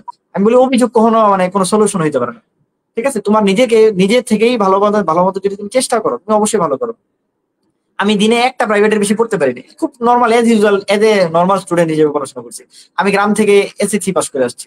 ঠিক আছে, আর আমি যে যে বললাম যে ওই যে প্রাইমারি স্কুলে ছিলাম, ঠিক আছে, ওই প্রাইমারি স্কুলে কোনোদিন বৃত্তি পাই নাই, কারণ আমি হলো একদম গ্রামের লাস্ট বর্ডারে ছিলাম। ওইখান থেকে আমাদের বৃত্তি পরীক্ষা দিতে হতো জেলাতে, মানে আমি জামালপুর আমার অরিজিনাল বাড়ি, তো জামালপুর জেলাতে বৃত্তি পরীক্ষা দিতে হতো। তো বৃত্তিটা হয়তো জেলা থেকে আর কি, মানে জেলা থেকে একটা নির্দিষ্ট অ্যামাউন্ট বৃত্তি পেতো আর কি। তো সবার এক্সপেকটেশন যে এইখান থেকে কেউ চান্স কোনোদিন পায় না, এমনি আমি নতুন করে কেমনে করবো। ঠিক আছে, কিন্তু আমি কিন্তু ওইখান থেকে আমি আমার আমার মানে প্রাইমারি স্কুল থেকে আমি প্রথম বৃত্তি পেয়েছি। তা আমি যখন এই বিশ্বাসটা ক্রিয়েট করতে পারছি, ঠিক পরের বছর আমার ভাতিজা বৃত্তি পেয়েছে, ঠিক তারপরের বছর আমার আপন বোন বৃত্তি পেয়েছে। মানে একই টানা 3 বছর, মানে যে স্কুল সারা জীবনে কোনোদিন বৃত্তি পায় নাই, ওই স্কুলে এসে আমি প্রথম বৃত্তি, এরপরের বছর আমার ভাতিজা বৃত্তি পেয়েছে, ঠিক তারপরের বছর আমার আপন বোন বৃত্তি পেয়েছে। এই যে ব্যাপারটা, তুমি যখন শুরু করবা, মানে তুমি শুরু করবা, তুমি এটা ভাইবো না কখনো। বা আমি যেটা বললাম আমার গ্রামের ক্ষেত্রে, হ্যাঁ অনেক ইঞ্জিনিয়ার আছে, অনেক কিছু আছে, বাট আমার গ্রামে কোনো ডাক্তার নেই, আমি প্রথম ডাক্তার হয়েছি। আমি যদি চিন্তা করতাম যে আমার গ্রাম থেকে কোনোদিন কেউ ডাক্তারি চান্স পায় নাই, তাহলে আমি কেমনে কোথায় পাবো? আমার কিন্তু এরকম কখনো মনে হয়নি। আমি বললাম আমি একটা ফর্ম তুলছিলাম, আমার বিশ্বাস ছিল যে হয়ে যাবে হয়তো ইনশাল্লাহ। হ্যাঁ, আল্লাহ সহজ করছে, এটা অহংকার করতেছি না, বাট আল্লাহ সহজ করে দিয়েছে। কেউ যদি মন থেকে চায়, সে যদি পরিশ্রম করে যায়, আমার বিশ্বাস অবশ্যই আল্লাহ সেই স্বপ্নটা পূরণ করে দেবে। ঠিক আছে, তো এই জন্য নিজের উপরে বিশ্বাস রেখে আল্লাহর কাছে অবশ্যই দোয়া করবা। আর সবচেয়ে বেশি যে জিনিসটা প্রয়োজন সেটা হলো বাবা মার থেকে একটা জিনিস অর্জন করা, যে বাবা মা যাতে বিশ্বাস করে যে আমার ছেলে বা মেয়েটা এই পরিমাণ পরিশ্রম করছে যে ইনশাল্লাহ সে ভালো করবে, ওই মানে মন থেকে যাতে আসে। ঠিক আছে, যেমন ওই যে ওর ক্ষেত্রে ও বললো যে মানে ওর আম্মু ও যেমন মানে চিন্তা করতেছিল যে আন্টি এত এক্সপেক্ট করতেছে যে মেডিকেলে চান্স পাবে, এরপর মনে হয় মন খারাপ করবে না, মানে বকাবকি করবে, ব্যাপারটা কিন্তু এরকম ছিল না। কারণ যেহেতু দেখছে যে না ও পরিশ্রম করছে। আর তোমার ব্যাপারটা হলো তোমার এইটুকু অর্জন করতে হবে যে তোমার বাবা মা বিশ্বাস করে যে তুমি সর্বোচ্চ পরিশ্রম করছো। ঠিক আছে, এটা যেদিন অর্জন করতে পারবা, আমি বিশ্বাস করি তুমি ওই বছর মানে তুমি ভালো কিছু দেখবাই। অনেকের কমপ্লেন থাকে যে আরে বাবা মা এসে সারাদিন কেন বলে যে এই পড়াশোনা তুই মানে বলে না, বাবা মা বকাঝকা করতেছে। কিন্তু বিশ্বাস করো, তুমি যদি নিজে থেকে তুমি এটা মানে অর্জন করতে না পারো, তার মানে তোমার ব্যর্থতা, তুমি আসলে কম পড়ো। ঠিক না আছে, আমি তুমি এটা আসলে বলবো কম যে পড়ো। যে হচ্ছে অ্যাডমিশন টাইমে এরকম ব্যর্থতার পরে ফ্যামিলির দিক মানে আসলে বাহিরের মানুষের থেকে ফ্যামিলির বাধাটাই বেশি আসে যে পারো নাই, তুমি তোমার জন্য এত কিছু করছি, তুমি এই করো নাই ওই করো নাই। কিন্তু আমি আসলে এই দিকগুলা থেকে আসলে অনেক বেশি সাপোর্ট পাইছি। আমার মামা মামি, নানা নানি, মা, সবাই আর কি এত বেশি সাপোর্ট করছে ওই টাইমটাতে, মানে ওরা সাপোর্ট না করলে আমি সবচেয়ে বেশি ভয় ছিলাম যে আমি ওদেরকে হারাই দিছি, ওরাই মনে হয় আমাকে এখন বাদ দিয়ে দিবে বা বাজে কিছু বলবে। ওরা আসলে যে পরিমাণ সাপোর্ট করছে, ওই সাপোর্ট না থাকলে আমি আছি বাকি একটা রেজাল্টও আসতো না। তো আসলে সেটাই ফ্যামিলির প্রতিও থ্যাঙ্কফুল থাকা উচিত, আর তোমার চলার পথে যারা যারা তোমাকে একটু হলেও হেল্প করছে সবার প্রতি থ্যাঙ্কফুল থাকা উচিত। সেটাই সেটাই। আচ্ছা, একজন আব্দুল্লাহ মাসুম বলছে ভাইয়া ফিজিক্স ম্যাথে কি সাবজেক্ট এ থাকলে চলবে কিনা? আচ্ছা, এটা একটু তোর মাহমুদ ভাইরে জিজ্ঞেস করিস। হ্যাঁ, সার্কুলারটা আমার মনে নাই, তোর মাহমুদ ভাই জানে, তোর মাহমুদ ভাইরে জিজ্ঞেস করছে। ঠিক আছে, ঠিক আছে, তাহলে আপু আমরা তাহলে শেষ করি। হ্যাঁ, আচ্ছা, জি ভাইয়া। ঠিক আছে। সবাই তাহলে ভালো থাকবেন। ইনশাল্লাহ আমরা 26 তারিখ আমাদের আরেকজন গেস্ট নিয়ে আমরা নতুন করে তার গল্প শুনবো। ঠিক আছে, এইটা আসলে হলো মানে এই সিরিজটা করার একটাই একটাই উদ্দেশ্য, যাতে আসলে আমাদের যেটা বললাম, আমাদের অ্যাডমিশন জার্নিতে কিছু মিথ থাকে বা কিছু ভুল ধারণা থাকে। ঠিক আছে, বা অনেকেই বুঝতে পারি না আসলে কি মোমেন্টে কি করা উচিত, বা একটা ব্যর্থতা হয়ে গেলে তখন আসলে আমরা আর ঘুরে দাঁড়ানোর চিন্তাটা করতে পারি না।